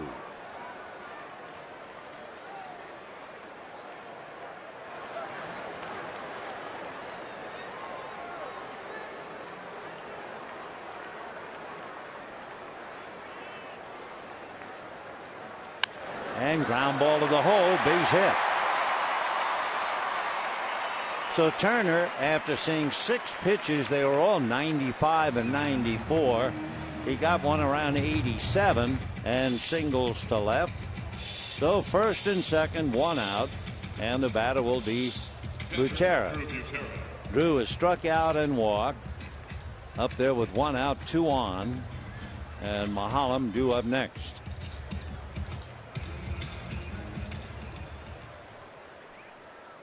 Rockies scored a run in the 3rd inning. Dodgers came back with 3. Rockies got a run in the 5th, but the Dodgers had scored with a home run by Gonzalez to open it up.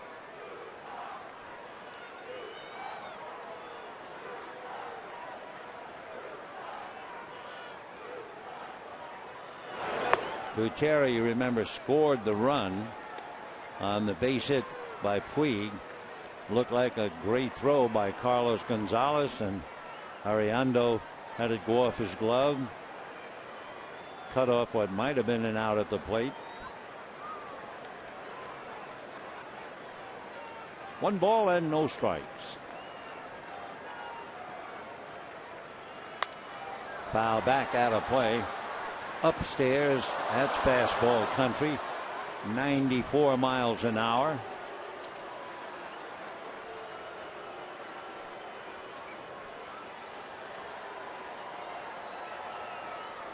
One ball, 1 strike, 1 out. Gonzalez has homered and singles by Ethier and Turner.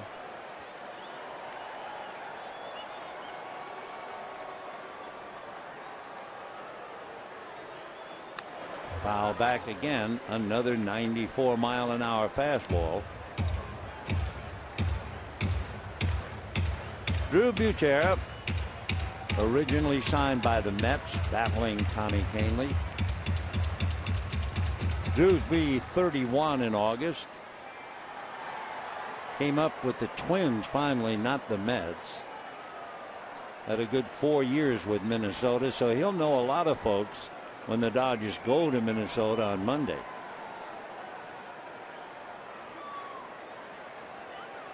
One and 2 to Drew Butera. 2 on, 1 out. Foul back again. So Canely throws hard. I mean, 94, 95, but boy, there've been a lot of foul balls. He's made 11 pitches. He's given up the hit to Turner. After Butera comes Mahalam. Gonzalez already put his brand on Nicasio, opening up the inning. 1-2.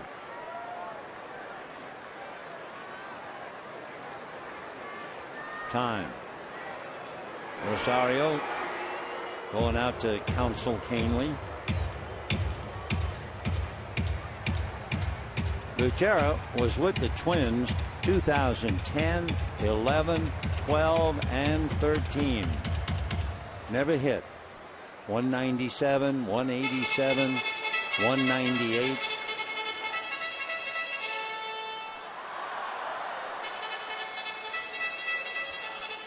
Canely is throwing pretty hard, but there have been 7 foul balls so far of his 11 pitches.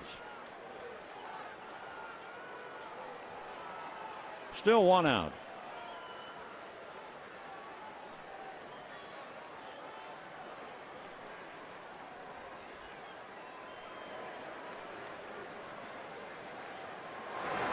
And caught looking. So Butera goes down on strikes. 2 out. Paul Mahalam coming up. By the way, a moment ago we mentioned Adrian Gonzalez home run. 1,500 hits in his career. Brian Hagan, who does such a tremendous job for us here in the booth, digs it out to tell us there are 28 active players now with 1,500 hits, and of those 13 active players with at least 2,000 hits. One is over 3,000, and you're right if you said Derek Jeter, who has 3,336 hits. Carl Crawford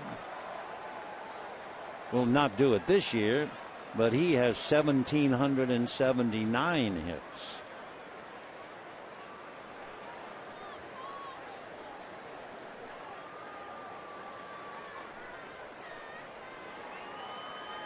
Oh, 0-1 to Mahalam, who was struck out and sacrificed, fouls it away. 0-2.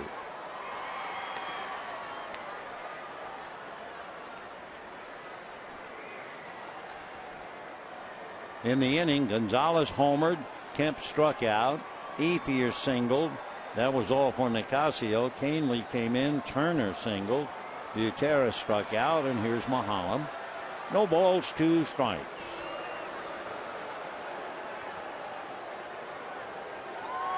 Check swing, 1-2. When the Rockies bat in the 6th, they'll have Charlie Culberson batting 9th. Then Brandon Barnes and Nolan Arenado.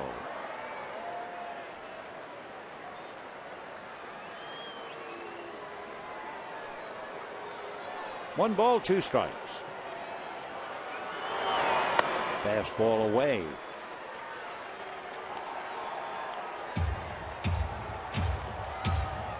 He's been 93-94 except for the one pitch that Turner hit into left field for a base hit. Ethier at second, Turner at first, 2 out, so deuce is wild. Check swing, little roller, too low with that great arm, plenty of time to throw him out. So the Dodgers wind up 1 run, 3 hits, lead 2, and at the end of 5, it's 5-2 Dodgers. Big night for Adrian.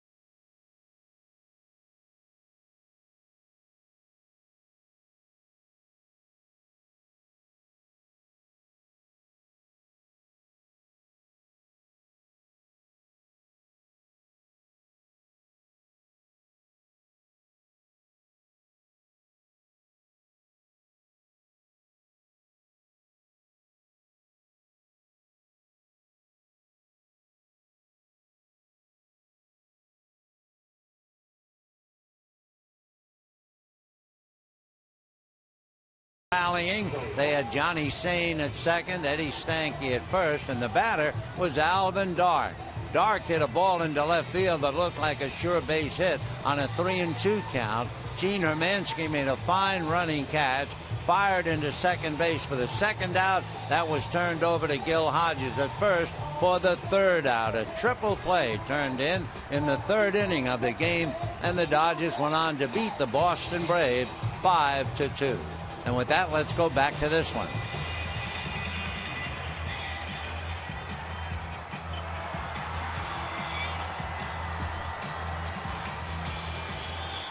We go to the sixth inning. The Dodgers leading 5-2. Charlie Culberson will lead it off. Charlie's from Calhoun, Georgia. Originally drafted by the Giants back in 2007. Little breaking ball strike, 0-1.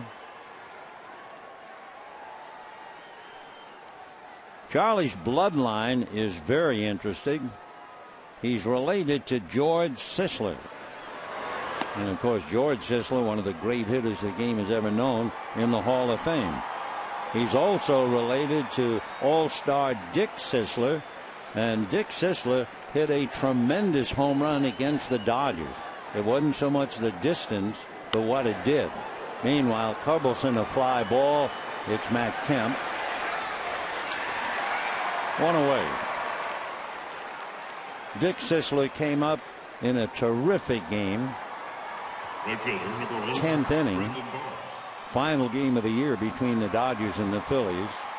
And Dick hit a home run. He's a left-hand batter, and he hit a home run to left field to sink the Dodgers. So that's an interesting background for Charlie Culberson. Brandon Barnes struck out, single, was picked off. Dodgers put in an official request to look over the play. He was called safe on the pickoff, and Don Mattingly spotted, argued, and sure enough, he was out.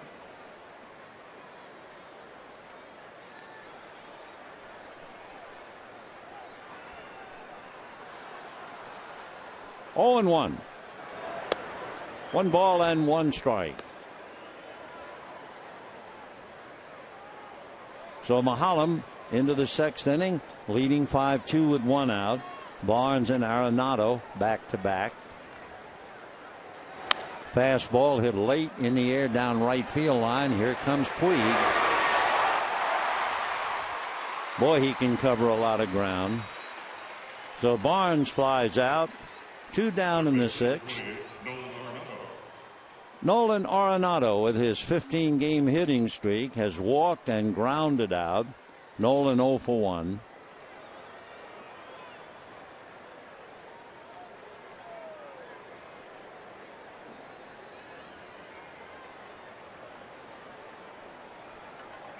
Five runs, 9 hits for the Dodgers. They're at it again. 2 doubles, a triple, and 2 home runs. And that's whacked over a leaping Gordon into right center. So that'll do it. Arenado on his way for 2. Slides, stops, gets up, and dives back to the bag. He has also extended his hitting streak. Nolan now has hit in 16 straight. Left fielder, number 5. And that will bring up Carlos Gonzalez. Take another look.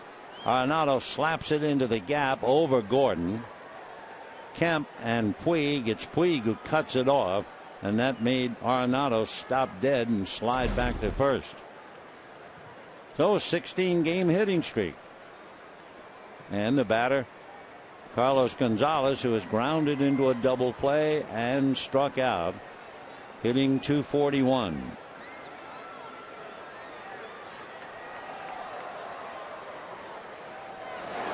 And promptly bangs it up the middle for a base hit. So the Rockies now will bring Tulowitzki up as the possible tying run.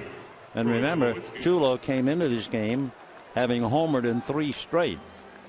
He is also 0 for 2, grounded a short, fly to center.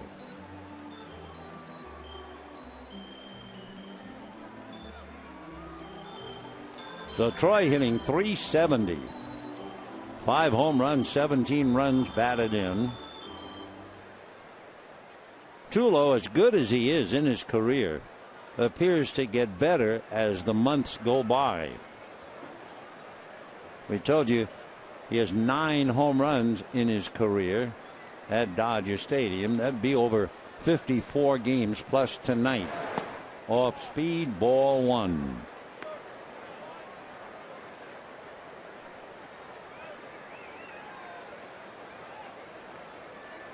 Tulo so productive, especially with runners in scoring position. That's the toughest at bat too, with 2 out. That's a strike. Tulowitzki, as he stands at the plate, has 5 home runs. 4 of the 5 hit in Denver. He has 1 home run, 3 RBIs on the road, but what a difference. He's hitting .563 at home and around .229 on the road. And pop foul out of play. And the count 1-2.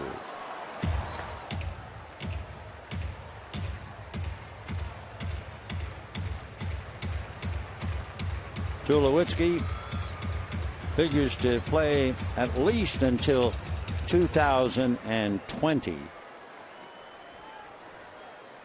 We were talking last night about players who have long contracts.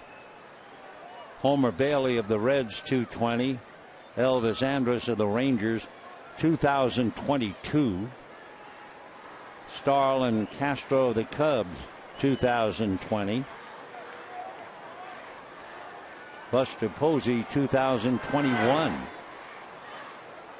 Freddie Freeman, 2021. So I mean, there are some long-term contracts. Meanwhile, in the Dodger bullpen, Jose Dominguez begins to loosen up. Mahalam is in the 6th. 2 out.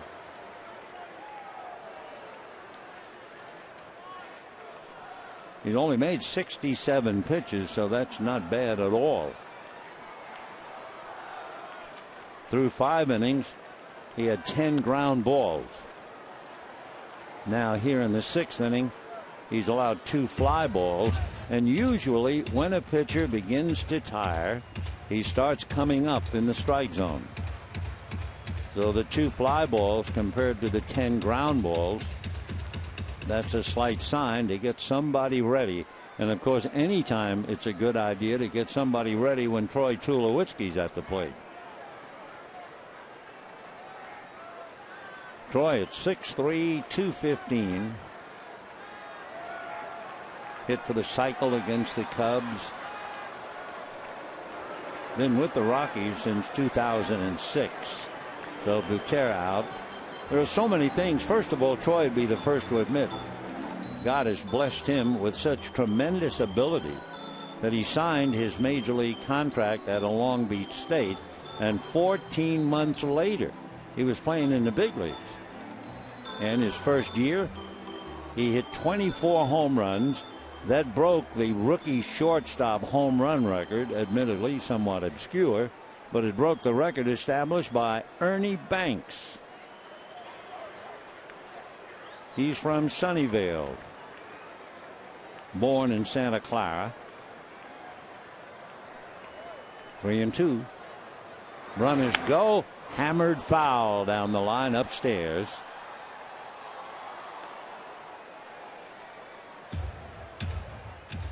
For Troy, his dad Ken assembled computer parts for Sun Microsystems and coached his son from Little League through his teen years. So Troy had a very good start in the world and in baseball.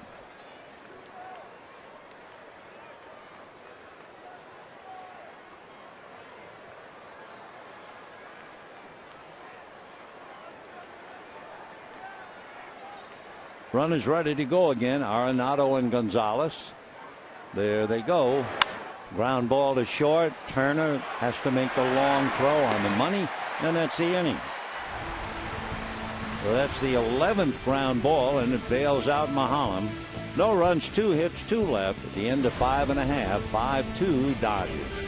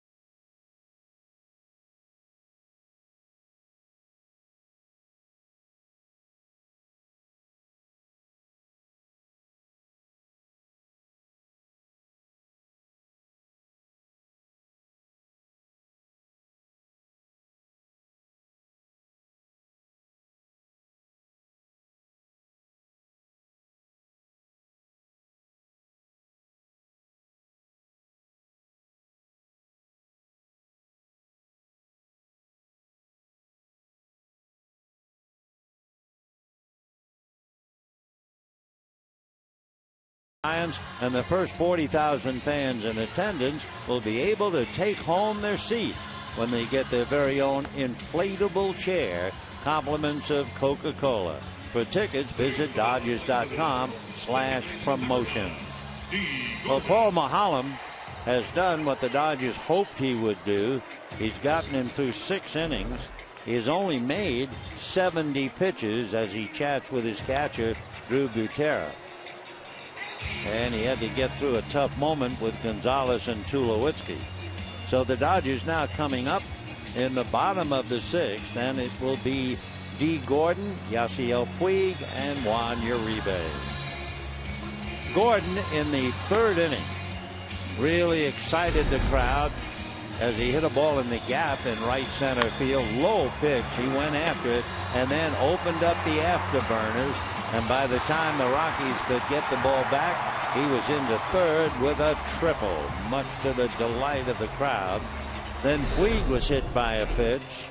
Ramirez grounded to short, scored a run, but it was what you call a Pyrrhic victory because Ramirez hurt his thumb, bruised it, and had to leave the game.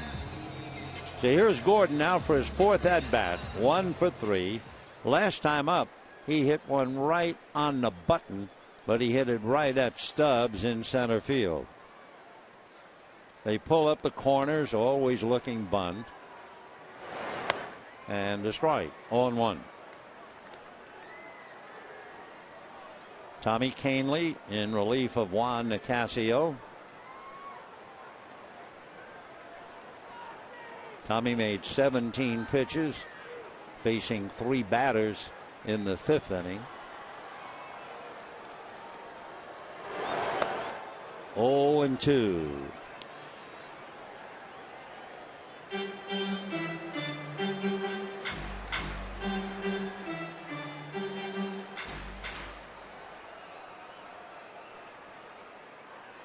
Dodgers scored 3 in the 3rd, 1 in the 4th, 1 in the 5th. Rockies 1 in the 3rd, 1 in the 5th.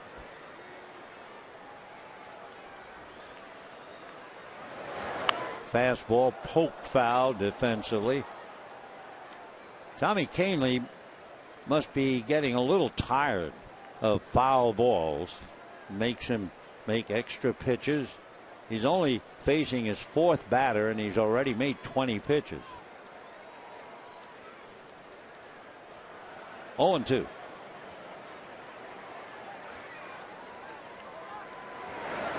Fouled away.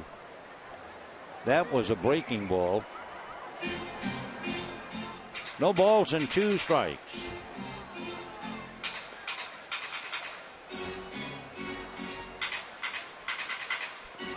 So the lad from Latham, New York, Tommy Kahnle, facing D. Gordon. 0-2.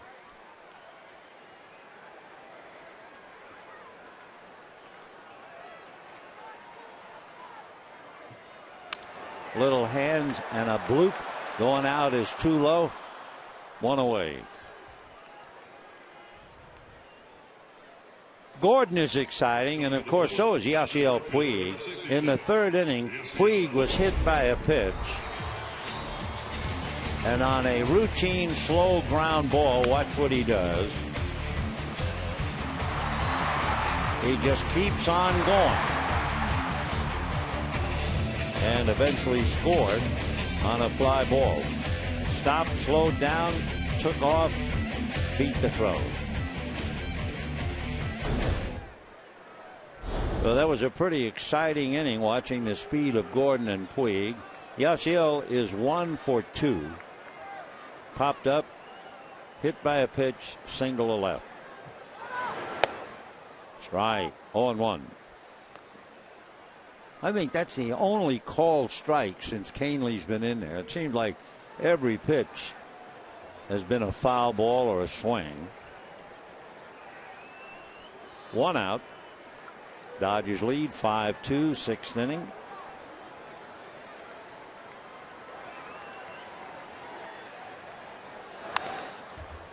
There it is, foul ball, 0-2.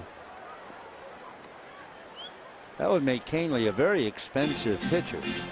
I mean, he doesn't keep a ball in the game except for a pitch. Tommy, good thing you don't have to pay for him. He's had 1 called strike and 13 foul balls out of 24 pitches.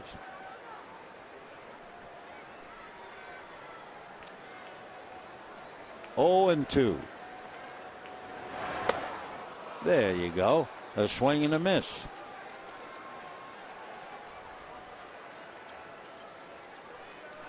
So we have 2 down in the 6th inning, and Juan Uribe, who was supposed to have the night off, but he was forced to come in when Hanley Ramirez bruised his thumb.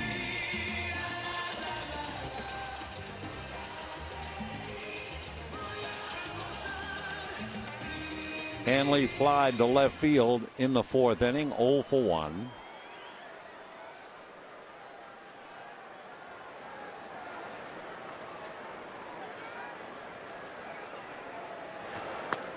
And ball 1.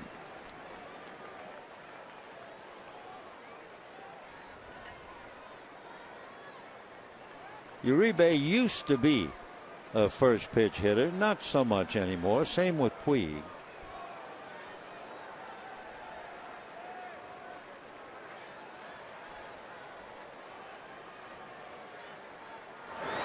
And fouled away. 1 ball and 1 strike.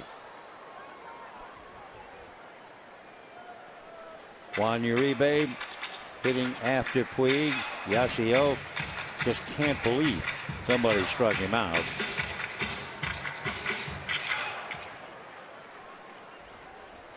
One ball, 1 strike. 5-2 Dodgers, bottom of the 6th. Game 2 of the 3-game series, concluding game tomorrow of the series and of the homestand. Jorge De La Rosa, Hyun-Jin Ryu. High fly ball, very palatable. Let's see, a trio. It's the second baseman, Culberson, going out and making a fine catch. So that'll do it for the Dodgers in the 6th. At the end of 6, 5-2 Dodgers.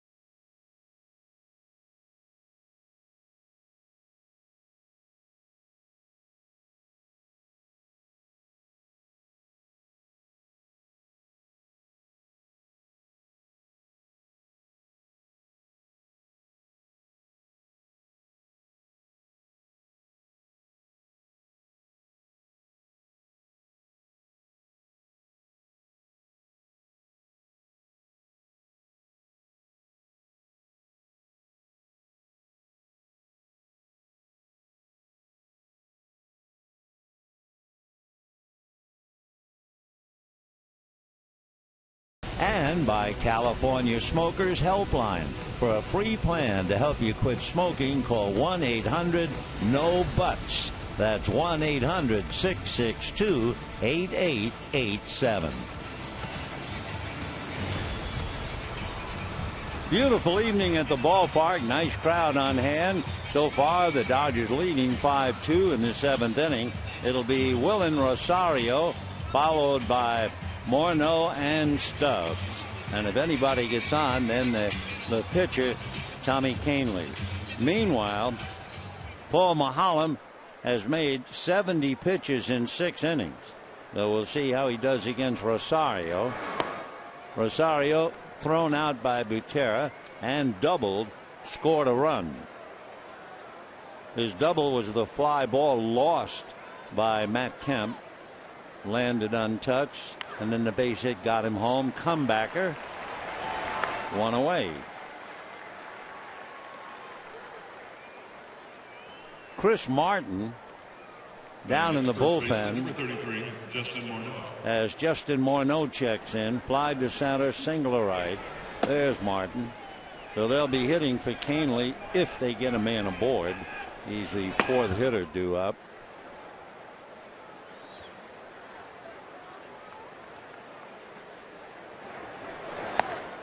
And a strike.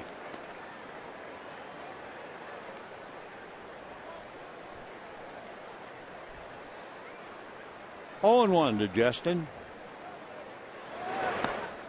Way off the plate.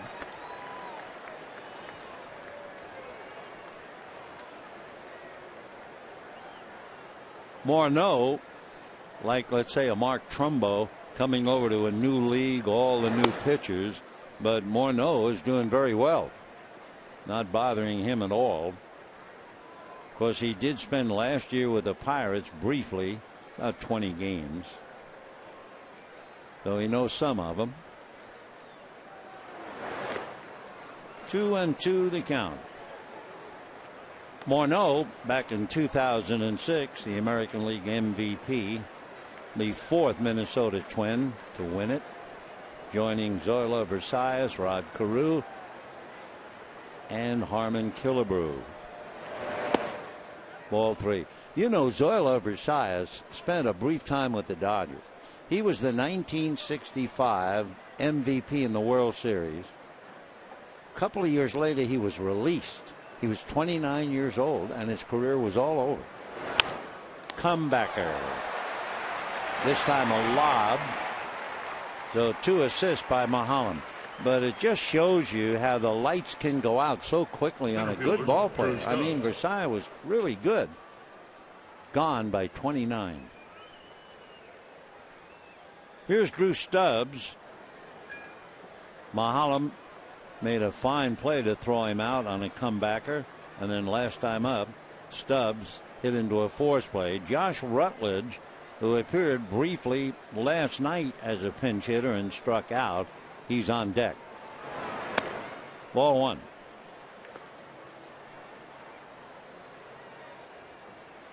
"79 pitches made by Paul Mahalam with 2 out in the 7th inning.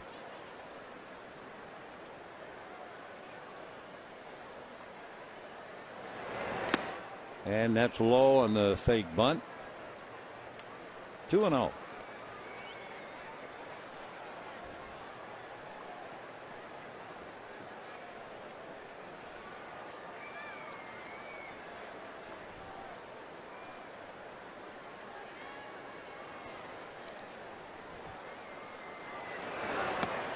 Two and 1.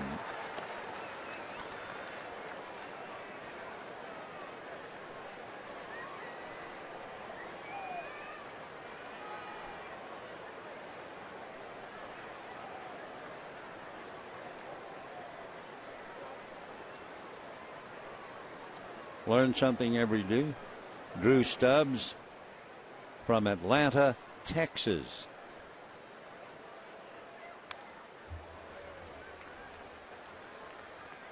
The northeast corner of the state of Texas, near Texarkana. Population 5,745. At the University of Texas, Stubbs majored in liberal arts.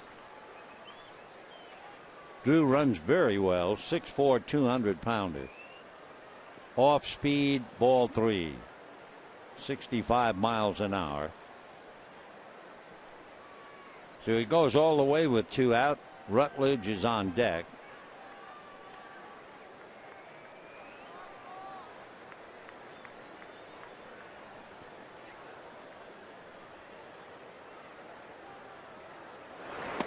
Fastball got him looking.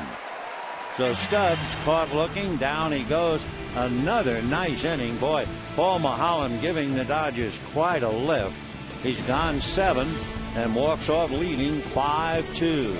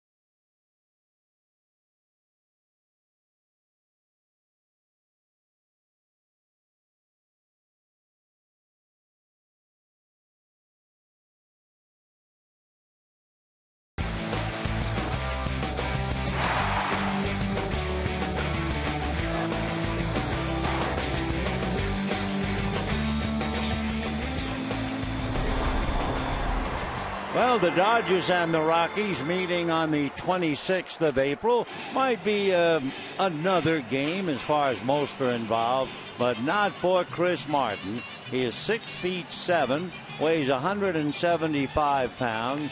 He's 27. He'll be 28 in June, and he is making his major league debut. Nothing quite like it. He was selected in the 2004 draft by Detroit, and then Colorado got him in 2005. He's been pitching in Greenville, Portland, and Pawtucket. And here he is, Chris Martin, major league debut. Big moment for him. So Nicasio, Canely, and Martin. Chris will be facing Gonzalez, Kemp, and Ethier, so he'll be tested right away.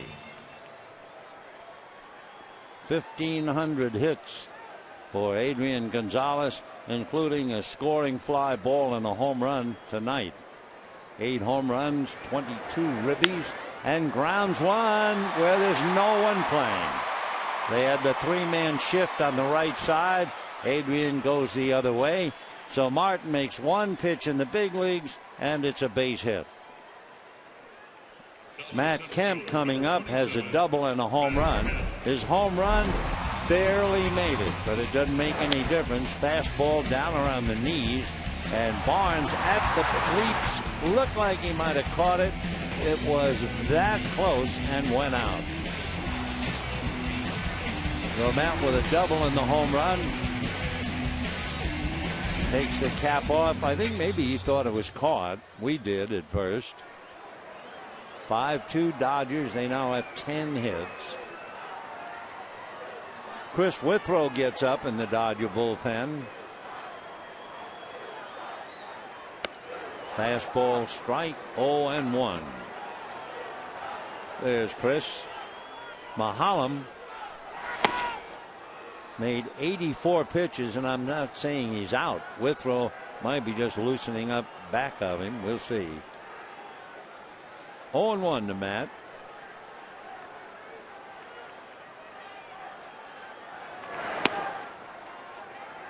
One and one. Matt hitting .222. Home run was his 4th of the year.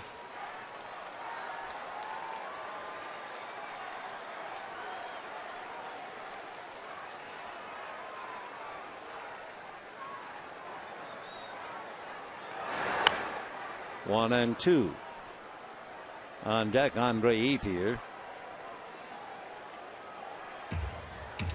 In the Dodger lineup, everyone but the battery, Butera and Mahalam, have at least a hit.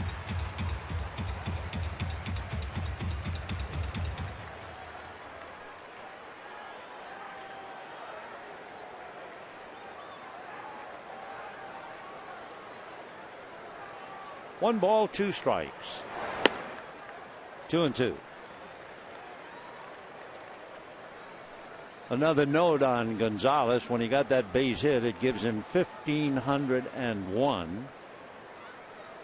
You might be interested. He has more hits against Matt Cain of the Giants than any other single pitcher. 21 against Matt. He had 15 against Barry Zito. 2-2. And slapped in the air to right, shallow. Here comes Barnes, but now nowhere to go for Adrian Gonzalez, and for Matt Kemp, he hits into a force play on a little fly ball to right. When you're Gonzalez, you figure that ball's going to be caught. You stop and you watch and you watch, and then you start to go back, and just a lob throw into Tulowitzki. So 1 out, and the batter will be Andre Ethier. Oh, the old 9-6 force play, although Tulo's going to tag him. So Gonzalez back in the dugout. Andre Ethier has struck out and singled twice.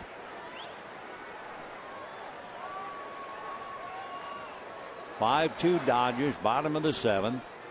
Looking ahead to the 8th inning for the Rockies. have a hitter for the pitcher. Martin is due up. Then Culberson and Barnes. Jeff Rutledge had been out on deck. Depends, however, if Withrow comes in instead of Mahalam. 1 ball, no strikes. So Chris Martin, long and lean out of Texas, making his big league debut.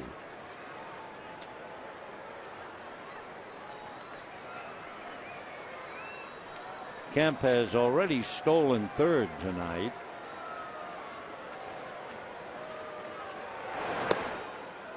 Two and 0. Tomorrow, De La Rosa and Ryu.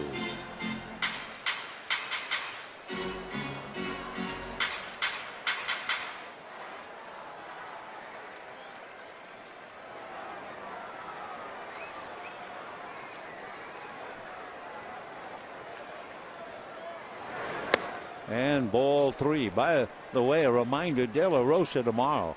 Last year, he was a 16-game winner.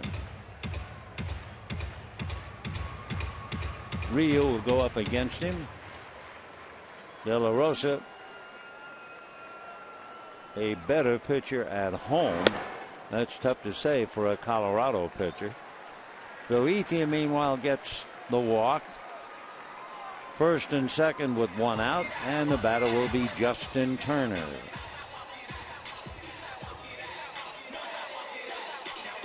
So Martin might be in serious trouble, except for the pop fly that was a force play. Walt Weiss sweating him out. Not to mention Martin. Turner has walked, flied to right, single to left. Single was against Canely.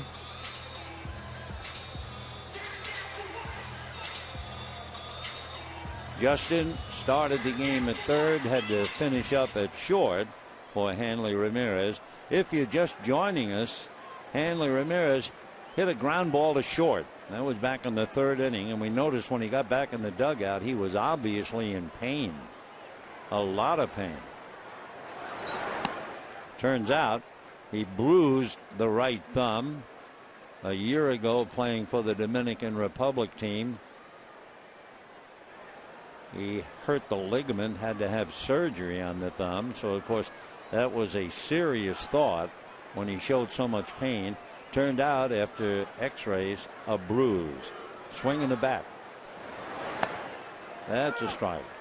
So Turner's in a hole 0-2. Martin trying to dig himself out of the first major league inning in his career.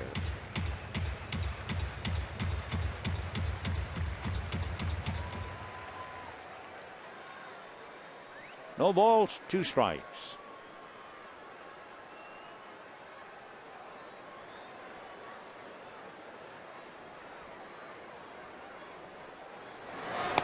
Off the plate. 1 ball and 2 strikes. On deck, Drew Butera. Butera has struck out, walked, scored a run, struck out again.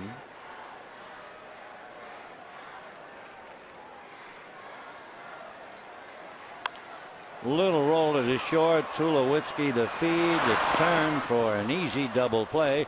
So it's a nice inning. Congratulations to Chris Martin, who makes his major league debut tonight. And at the end of 7, it's 5-2 Dodgers.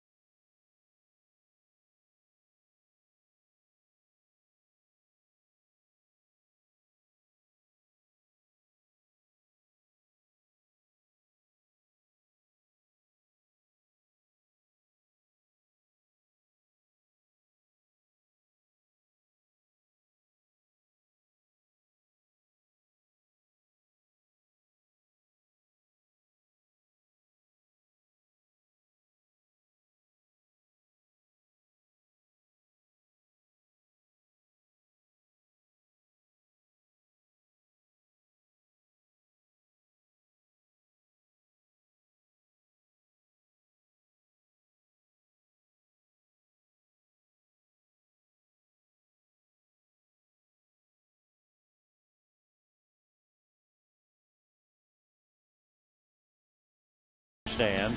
That's right. Tomorrow is the final game of the stand. 1 o'clock with the Rockies. Hyun-Jin Ryu will be on the mound for the Dodgers against De La Rosa. Dodgers go out on the road.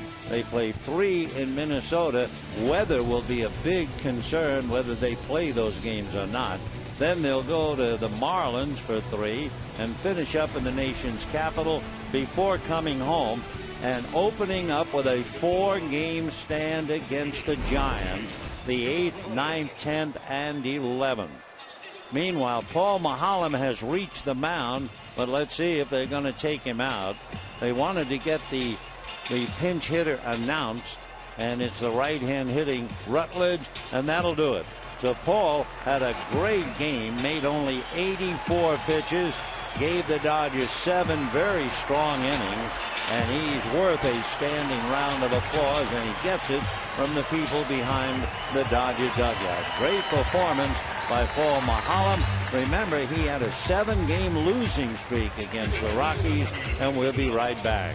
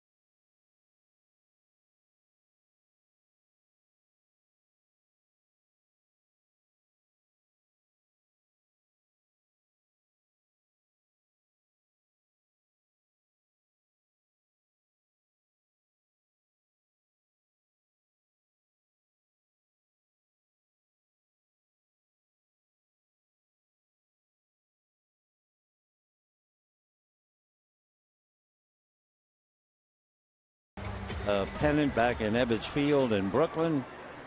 Memories indeed.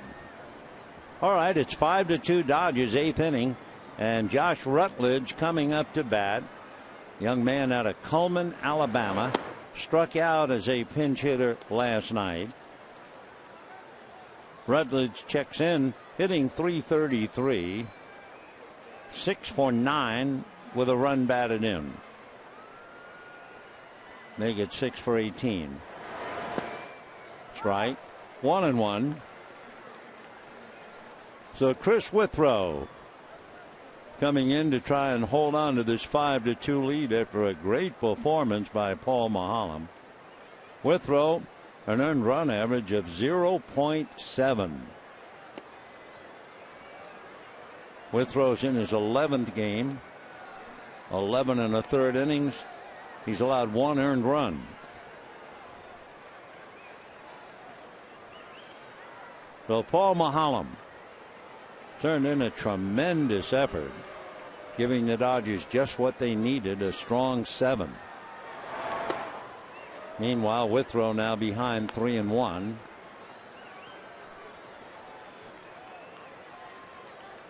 Chris, 16 strikeouts, 7 walks.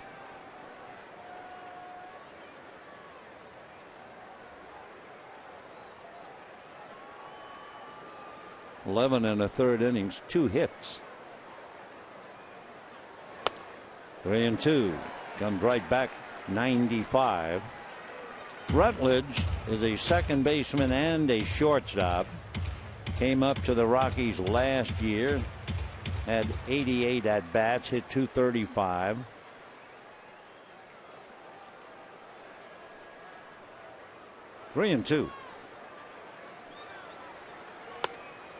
and missed, ball 4. So Rutledge succeeds, draws a walk.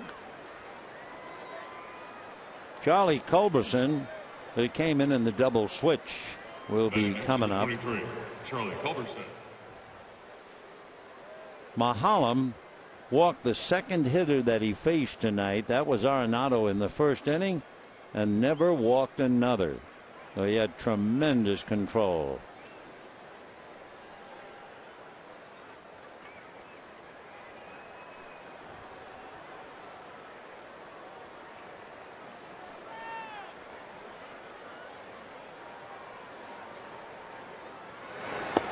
Ball 1.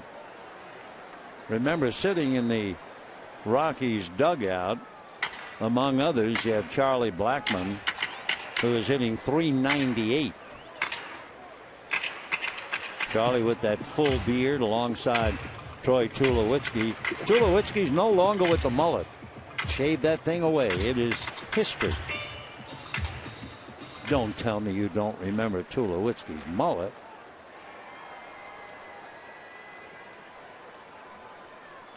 One ball and no strikes to Culberson.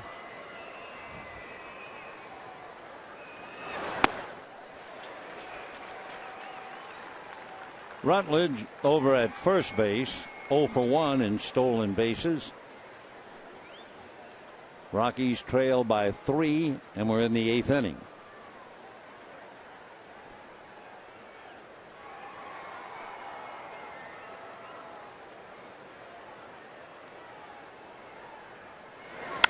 And hit in the air to right. Puig, who is shallow, goes back and makes the catch on the track.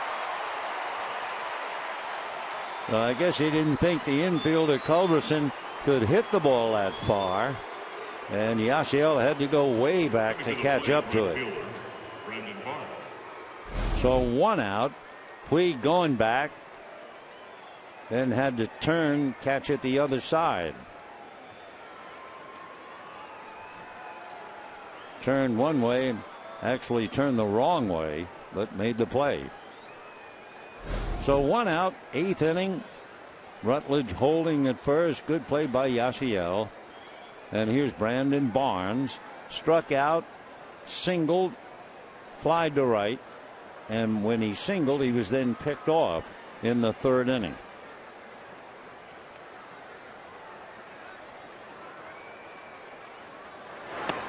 And ball 1. Matt Belisle gets up now, veteran pitcher in the Rockies bullpen.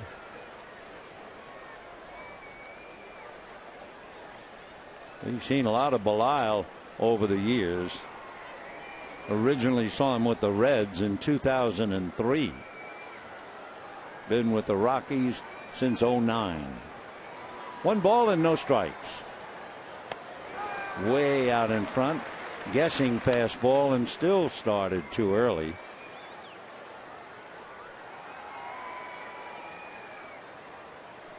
Barnes a long look at Stu Cole.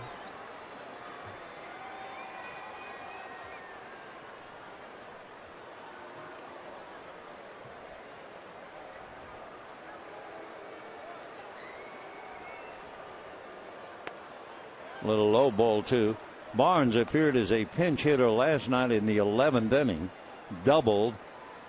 Rockies went on to score 3 and wound up winning 5-4. Good enough to start tonight, 1 for 3. On deck, Nolan Arenado, who has kept his hitting streak alive. He's hit safely in 16 in a row. Ball 3.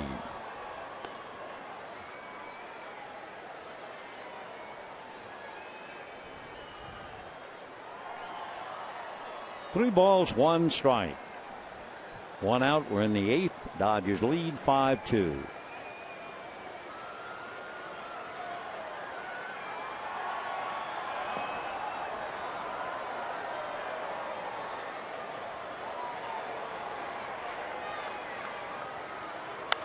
Fouled away, 3-2.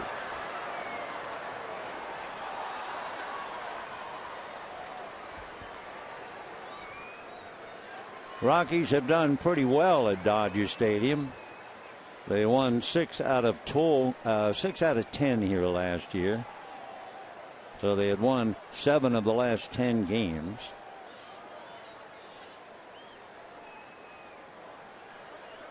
Three and two, 1 out. Rutledge at first.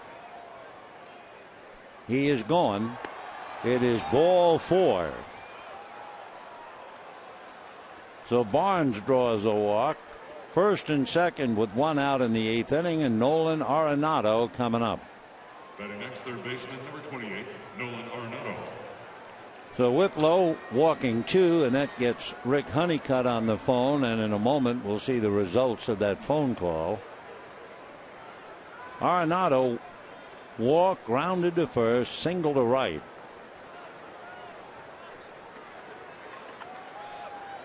Nolan hitting a very solid .290. Brian Wilson gets up in the Dodger bullpen, and Honeycutt's going out to talk to Withrow. So Wilson warming up. Withrow walked Rutledge, got Culberson on a long fly ball to right, and then he walked Barnes.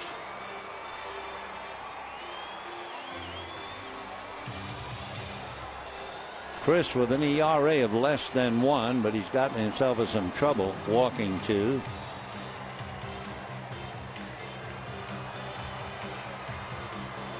All Withrow can do is nod, say yep a couple of times.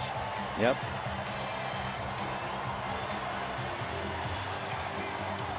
Well, Honeycutt has delivered the message. Now it's a question of what happens. Arenado waiting. 2 on, 1 out. Dodgers have turned in 2 double plays tonight. Dodgers have turned 28 double plays, and of course they'd love to have that pop up here in the 8th inning.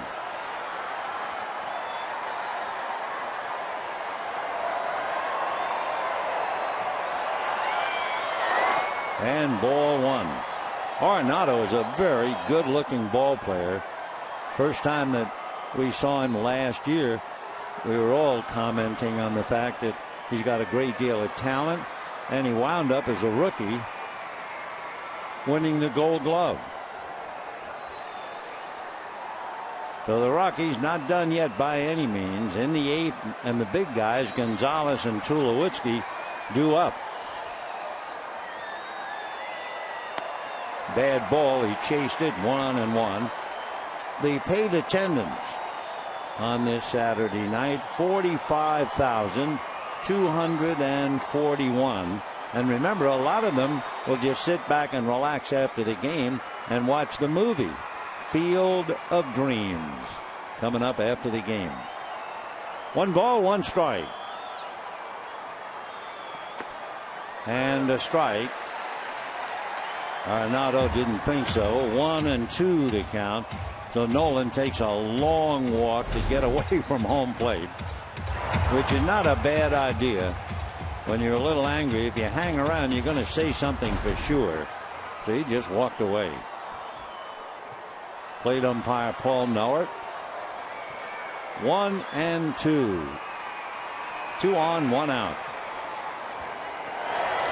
And gets away, and Buchera doesn't know where the ball is. Over to retrieve Juan Uribe. So the wild pitch puts runners at second and third. And so Withrow is struggling with his control. Take another look. Down and dirty. And the thing that Buchera did, he turned the glove. That is always a bad thing to do. They all do it. But anytime you turn the glove, you're in trouble. And when he turned it, it hit the heel of the mitt. They always say, and especially with runners on, you got to think about blocking it. Never mind turning the glove, trying to backhand it. They're going to check. No swing, says the Major League umpire making his debut last night, Stu Sherwater. So, okay, 3-2, first base open, and look who's on deck. Carlos Gonzalez. Oh boy, Withrow has gotten himself in a mess here.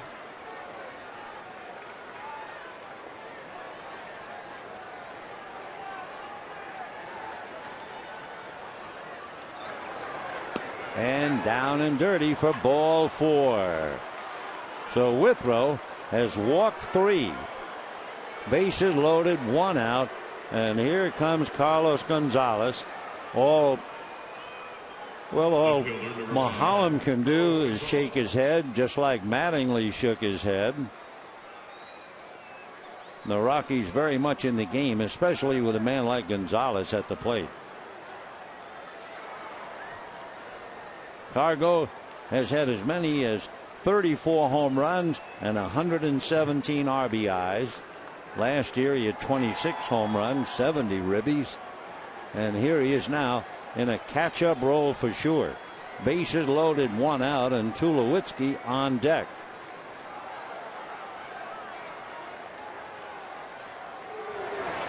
Oh, and 1. Carlos Gonzalez has 2 grand slams. 1 against Arizona, 1 against San Diego. 1 in San Diego, hit 2 years ago.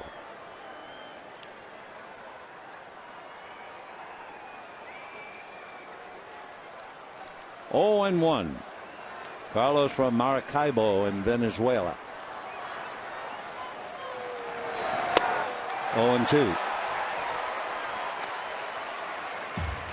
So Rutledge is at third, Barnes at second, Arenado at first with 1 out. That last pitch, by the way, got up there at 97.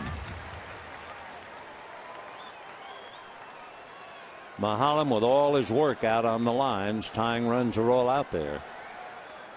0 and 2.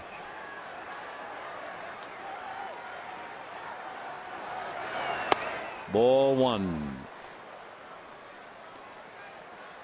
Withrow laboring now, has made 24 pitches to get 1 out.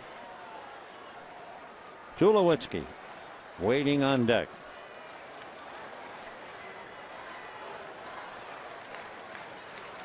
Five runs, 10 hits for the Dodgers, 2 runs, 6 hits for the Rockies, but they have a golden opportunity here, all on walks. Got him. Boy, he was throwing hard. 97, the last pitch 96. A huge strikeout, but the inning's not over. You get by 1, Rocky, and there's another mountain to climb. Fastball just overcame him. And the batter now, Troy Tulowitzki.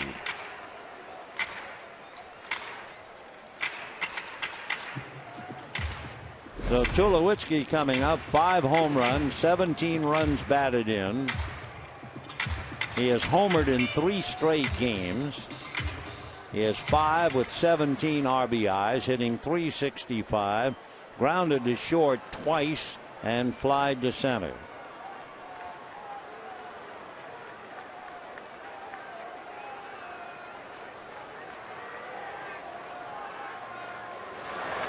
And ball 1.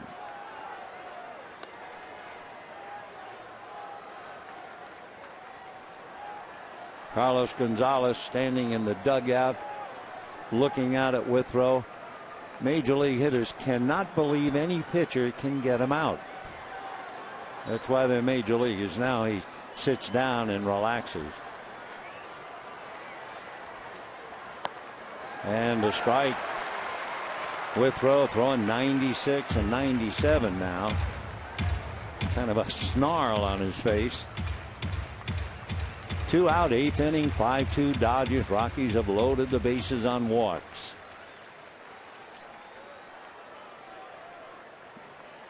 Arenado, Barnes, and Rutledge out there.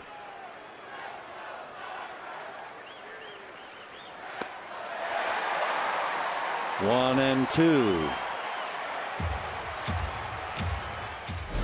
Watch the break on this. It's up there and it is down there, and it was a heck of a lot harder and tougher to hit than the way it looked on slow-mo. All right, 1 and 2 the count to Troy Tulowitzki with the bases loaded. It'll be the 29th pitch of the inning.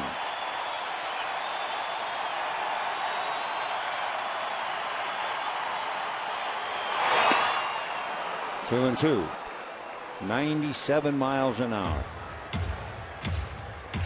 You wonder how anybody can hit a ball 97 miles an hour, but they can.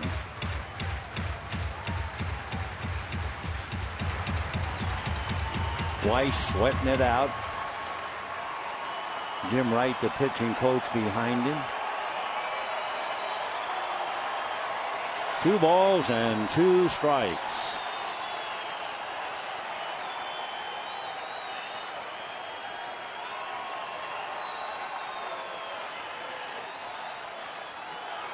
Got him on what I think was ball 3. We'll never know. That is quite a night in one inning to walk 3 and strike out Gonzalez and Tulowitzki. And Withrow survives it, and we're heading to the bottom of the 8th. Watch the action on this. It is definitely way outside, and Tulo goes down. And the Dodgers coming up in the bottom of the 8th, leading 5-2.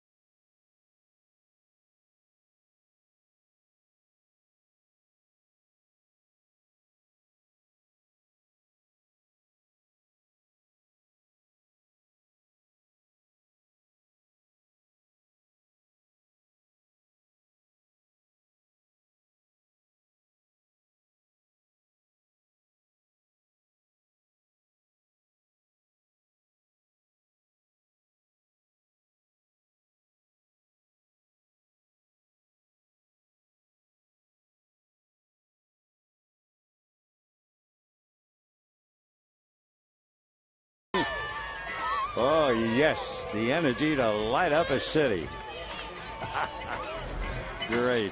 A reminder, don't forget, Saturday, May 10th, the first 40,000 fans in attendance receive a Dodger Stadium-themed pennant. And after the game with the Giants, fans can enjoy the Dodgers Old-Timers game featuring former Dodger players from the past 6 decades. All presented by Security Benefit. For tickets and more information, visit Dodgers.com/promotion. Well, Chris Withrow did a high wire act, but he survived. It wasn't easy. Walked 3, struck out 2, made 30 pitches, and just bulled his way through the inning. Now in the bottom of the 8th inning, Matt Belisle will be pitching. The Dodgers will have Butera. And then Carl Crawford will be batting for Withrow. Kenley Jansen is up in the Dodger bullpen. Fastball strike, 0-1. Drew Butera struck out, walked, scored a run, struck out again. And he has the count 0-2 against him immediately.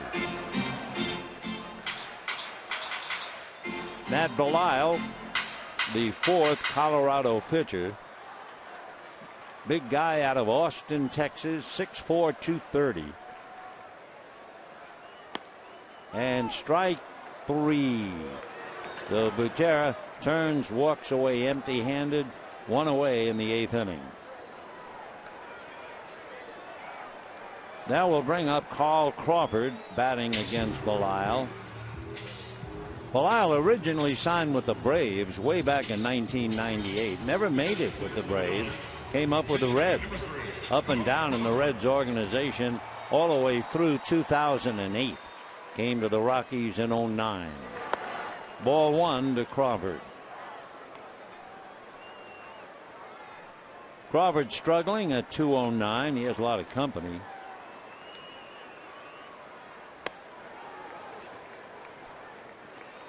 Two and 0.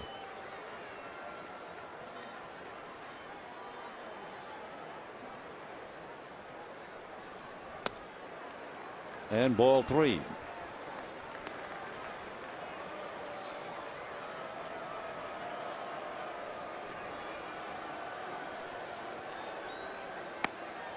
In there, 3-1.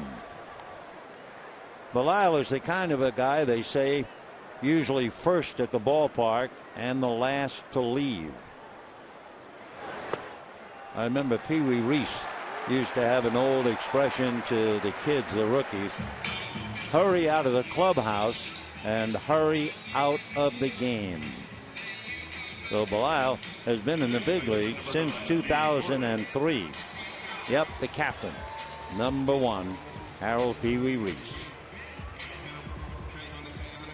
Belisle, who among other things is into scuba diving, goes to Lake Travis in Austin.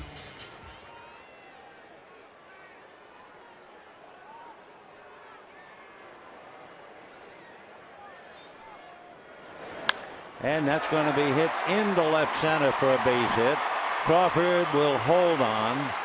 Stubbs gets the ball back to the infield. So Crawford gets the walk, and immediately Gordon comes up with his second hit. And that'll bring up Yasiel Puig. Tell you one thing, Gordon could easily have had a third hit in the 4th inning. He really hit one, but it was right at Stubbs. Yasiel popped up, hit by a pitch, scored a run, singled, and struck out. 1 for 3, hitting .266. For the play that endeared him to the fans, he went from first to third on a ground ball to short and scored a run.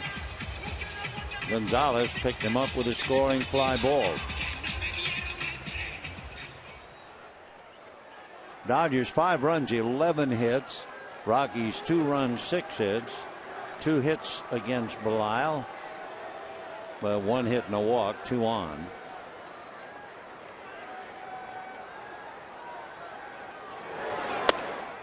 Ball 1.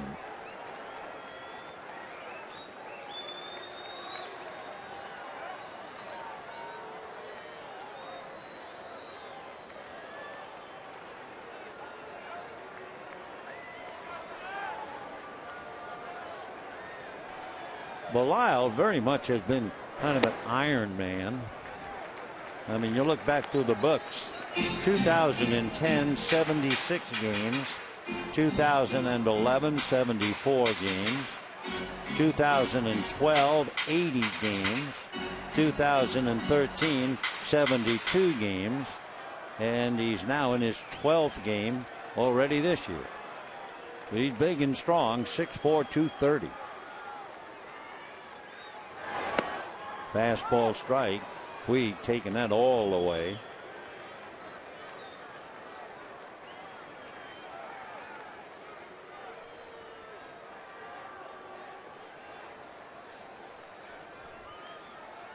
Two and 1. Fastball, and that's whacked into left center and deep. Stubbs is going to have to chase it to the wall. It bounces over the wall, so only 1 run. They will send Puig back. He's touching all the bases, but the ball bounced over the center field fence. Now the plate umpire Newark said, nice trip around, but it's a double. Gordon will have to go back to third. Dodgers lead now. They'll have to change the scoreboard and put it back to 6-2. Boy, he drilled it.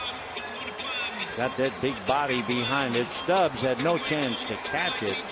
He was hoping he could just run it down, and the ball over his head hits the warning track. Kangaroos over the wall. So Puig having a big night. A single and a double. Picks up another ribby. 4th double. 25 in his career. Dodgers lead 6-2. second and third. And Juan Uribe in the infield is up as Crawford sits in the dugout.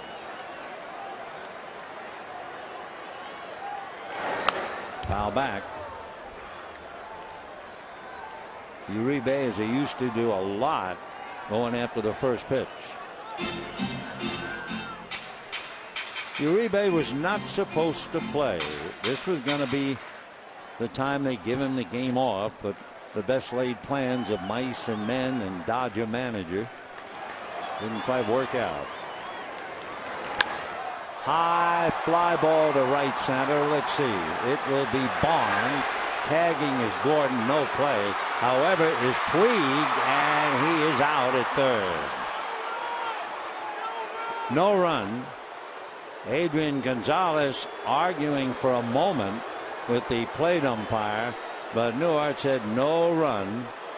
So Puig, by trying to move to third on the fly ball, is out. That nullifies D. Gordon coming in, and the Dodgers settle.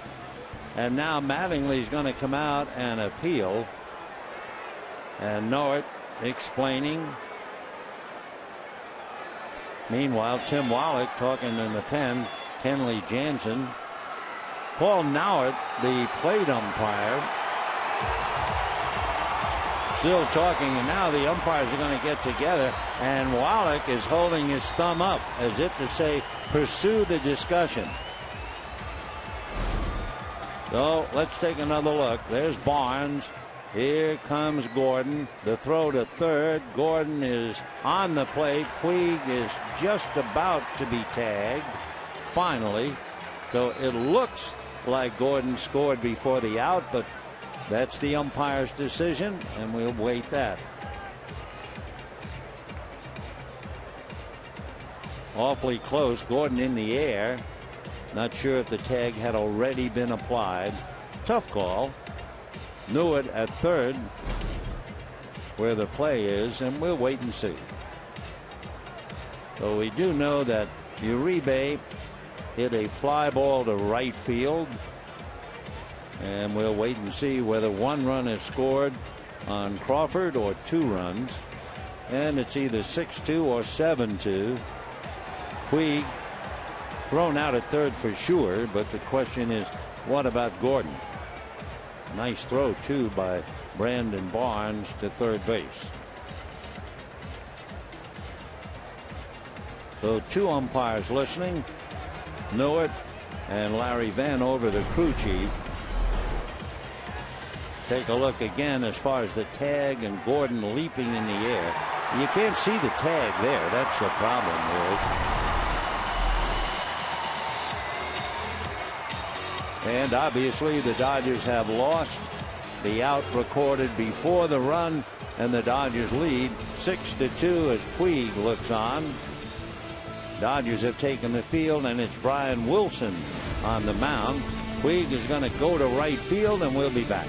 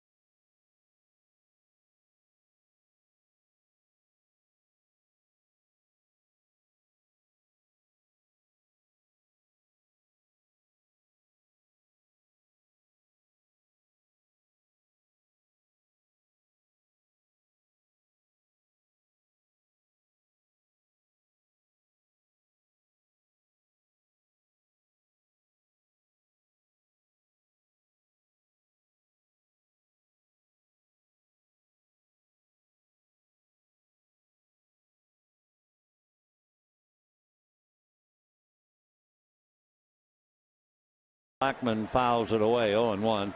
And Brian was saying, I need more work. It's not that I'm tired. My arm is fine. I need more work. So the Dodgers say, well, okay, we have a 4-run lead. We won't bring Kenley Jansen in. We'll give you the work.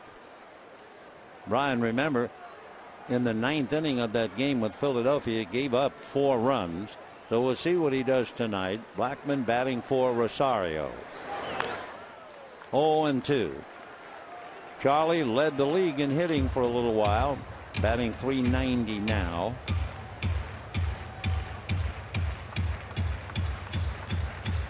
Blackman followed by Morneau, and then we'll see about Stubbs.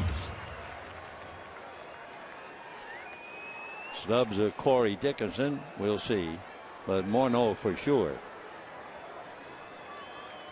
0-2 to Charlie out of Dallas, Texas. Hits 93 on the gun.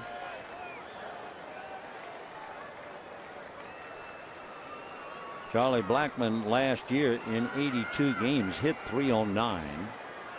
Came in here at .411.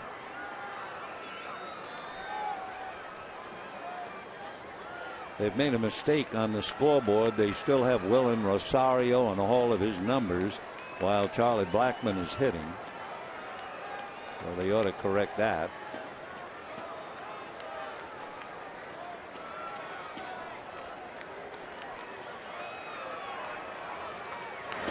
And in the dirt, gets away from Butera. 2-2 the count. Brian Wilson facing Charlie Blackman. Charlie went to Georgia Tech. Brian Wilson went to LSU. One from Dallas, one's from New Hampshire. 2 balls, 2 strikes. Pretty good fastball at 94. Can't be anything wrong with an arm that can produce that velocity.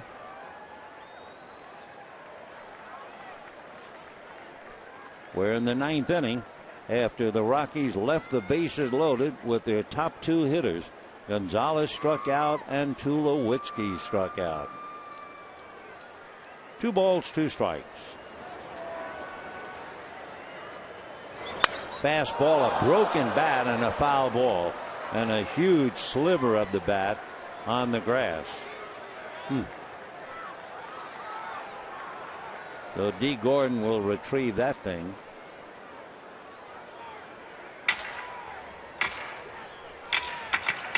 Six runs, 12 hits for the Dodgers. 2 runs, 2 hits. Years ago, the bats were laminated, where they would take 2 pieces, put it together with great heat. That looks like an old laminated bat. That's the way the bat would break in those days. Wouldn't just little tiny sliver or break in half. It would just split right down the middle. 2-2 to Charlie Blackman.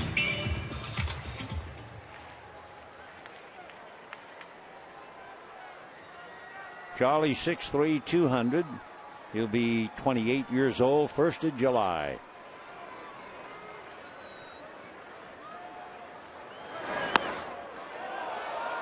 Three and 2. So it's beard against beard here.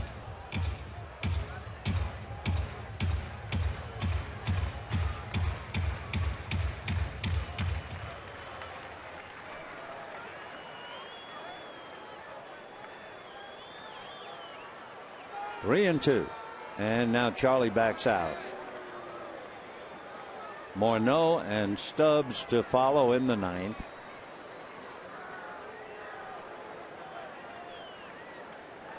Stubbs down in the hold, they used to say, because the hitter in front of him is on deck. Kind of naval expression. Foul back. A lot of people used to think it was so-and-so's on deck, somebody's in the hole. But no, it's hold, H-O-L-D.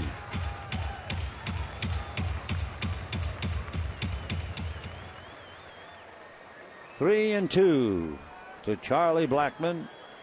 Morneau on deck.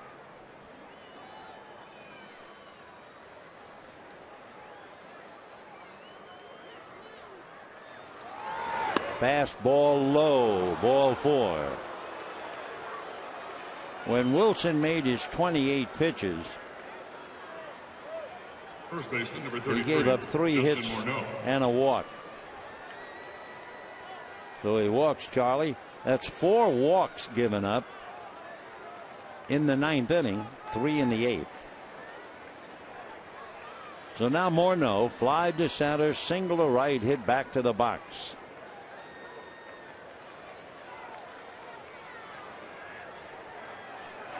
Runner goes. They're not paying any attention.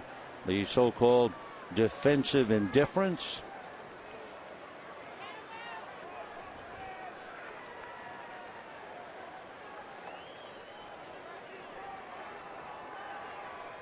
Morneau had some big years for Minnesota. I mean, you look at the RBI column. He drove in 130, 111, 129, 100. Had as many as 34 home runs. Kenley Jansen now seeing that Brian Wilson is starting to struggle. So Kenley Jansen gets up. Morneau's a big man, gives you a big strike zone. He's 6'4", 230. And he walks. So all of a sudden, the Rockies have really been given some favors. 5 walks in 1 inning plus. They haven't cashed in one of them yet. But you wonder just when will the roof fall in on 5 walks, especially in the 8th inning when Gonzalez and Tulowitzki struck out. Drew Stubbs, a hard shot back to Mahalam, who threw him out, hit into a force play, last time up, struck out.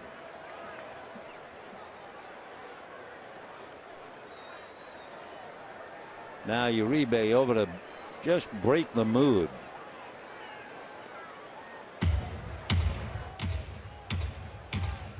Meanwhile, Honeycutt's not worrying about breaking the mood. He wants to get Jansen ready. So Kenley loosening up, 2 on, nobody out.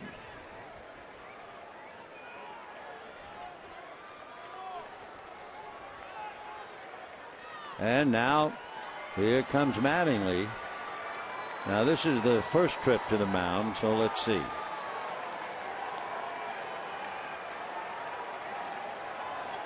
Up, they're opening the gate, and here comes Henley. So Wilson, unable to get anybody out, walks 2. A little discouraged, I'm sure, as he leaves the field. And once again, the Dodgers leave it up to Kenley Jansen.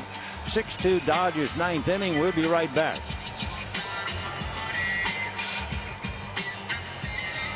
Your 10th place now coming in a pitch for the Dodgers, number 74, Kenley Jansen.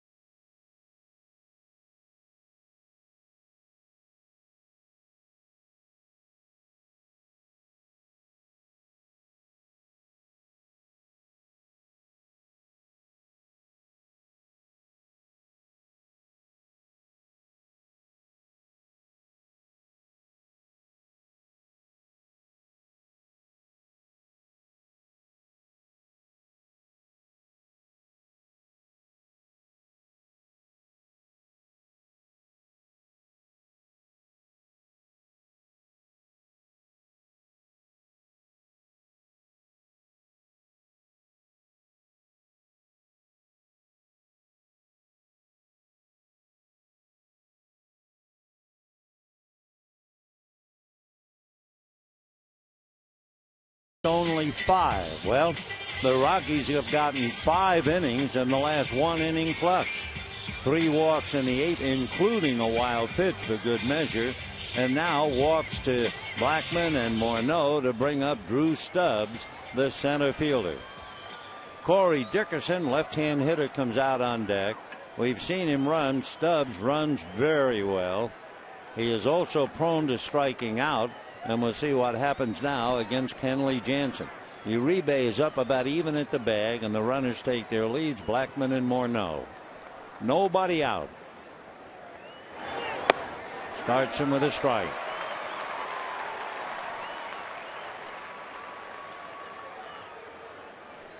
Kenley coming in 0-1, ERA of just about 3.5. And another strike.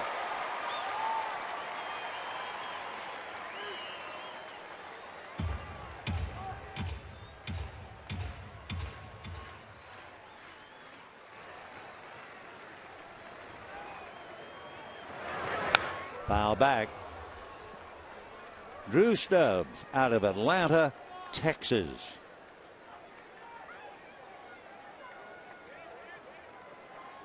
University of Texas boy, lives in Austin now. He was on relay teams. He was a quarterback, played basketball, quite an athlete. In the dirt, smothered nicely by Butera. 1-2 the count.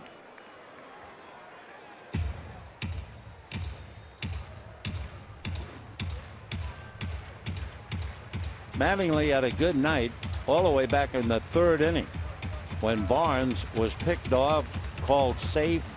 Don challenged it and won the challenge. Then he lost the challenge on whether Gordon had scored as Puig was tagged out at 3rd. And now he's had to sweat out 5 walks in the last 1 inning plus. 1 ball and 2 strikes.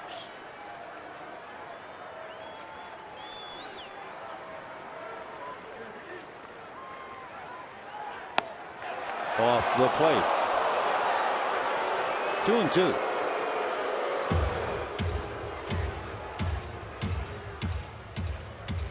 Mahalam, who turned in a tremendous 7 innings, 84 pitches. He walked the second man he saw tonight, but that was the only walk he gave up. And that's chased and missed. So the Dodgers get an out. Looked like Stubbs might have chased a pitch out of the strike zone. 1 away. Take a look. Close enough. Pitching for the Rockies, number 6, Corey Dickerson. So now Corey Dickerson, who played center field and last night while he was in there hit a home run in the 2nd inning. Went 1 for 3, batting .304. Dickerson has 2 home runs, 3 runs batted in.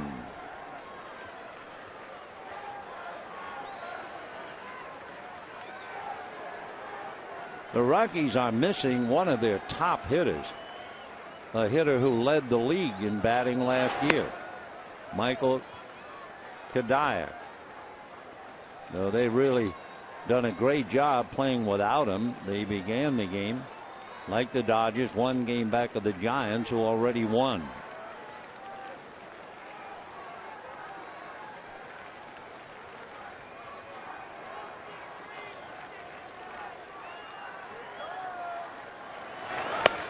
That's a strike.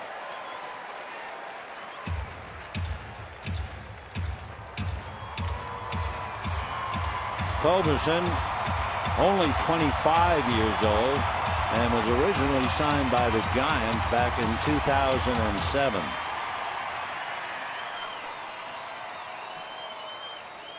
So Dickerson waiting. Culberson hitting back of him. 1-1. 1-2.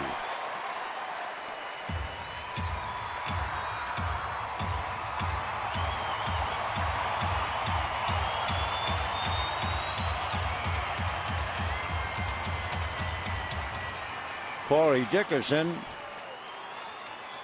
with the Rockies briefly last year. All eyes on him now.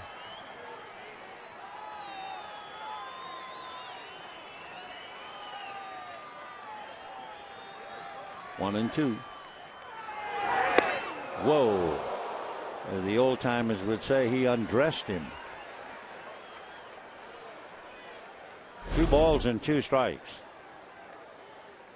That thing was boring in and in the high 90s.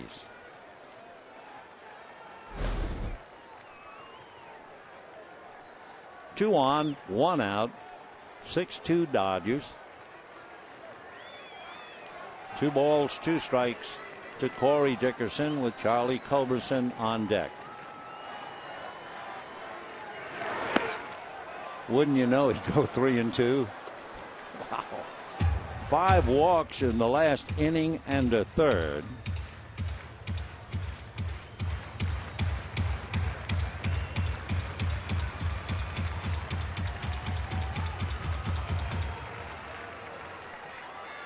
Tough on the manager.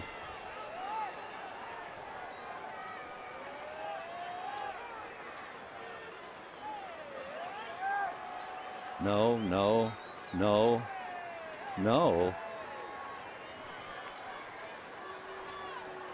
A lot of no's before this pitch. Well, shuffle the deck.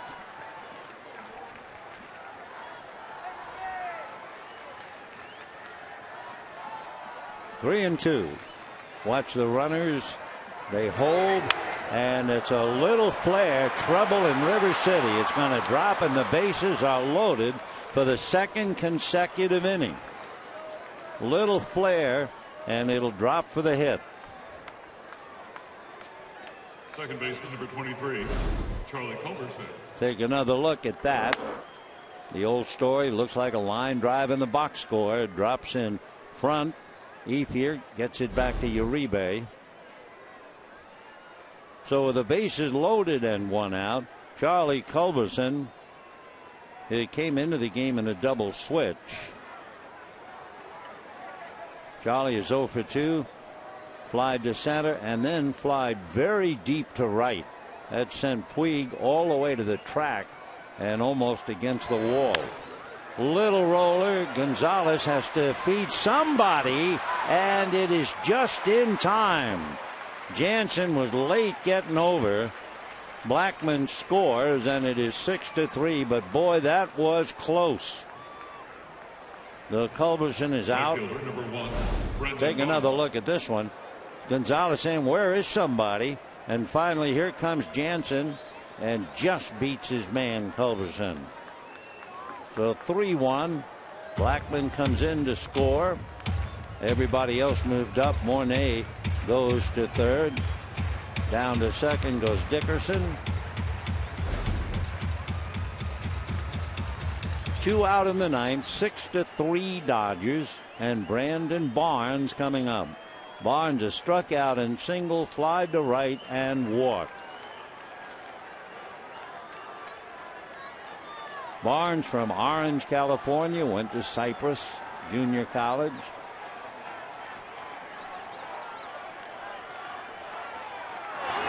On 1. Barnes was a football player. He just went out to the coach at Cypress and said, can I try out? Not only made the team, he was a freshman All-American and originally drafted by the Astros.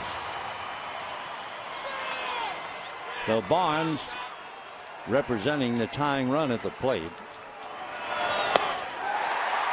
0-2.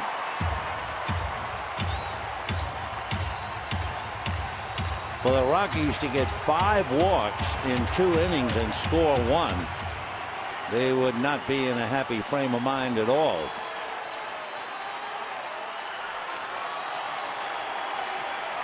Oh, 2. Off the plate at 95.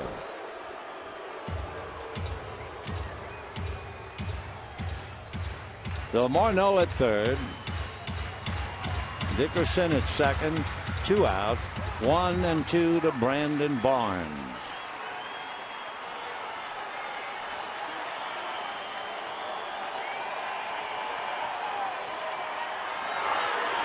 Foul back. Crowd tonight, 45,241.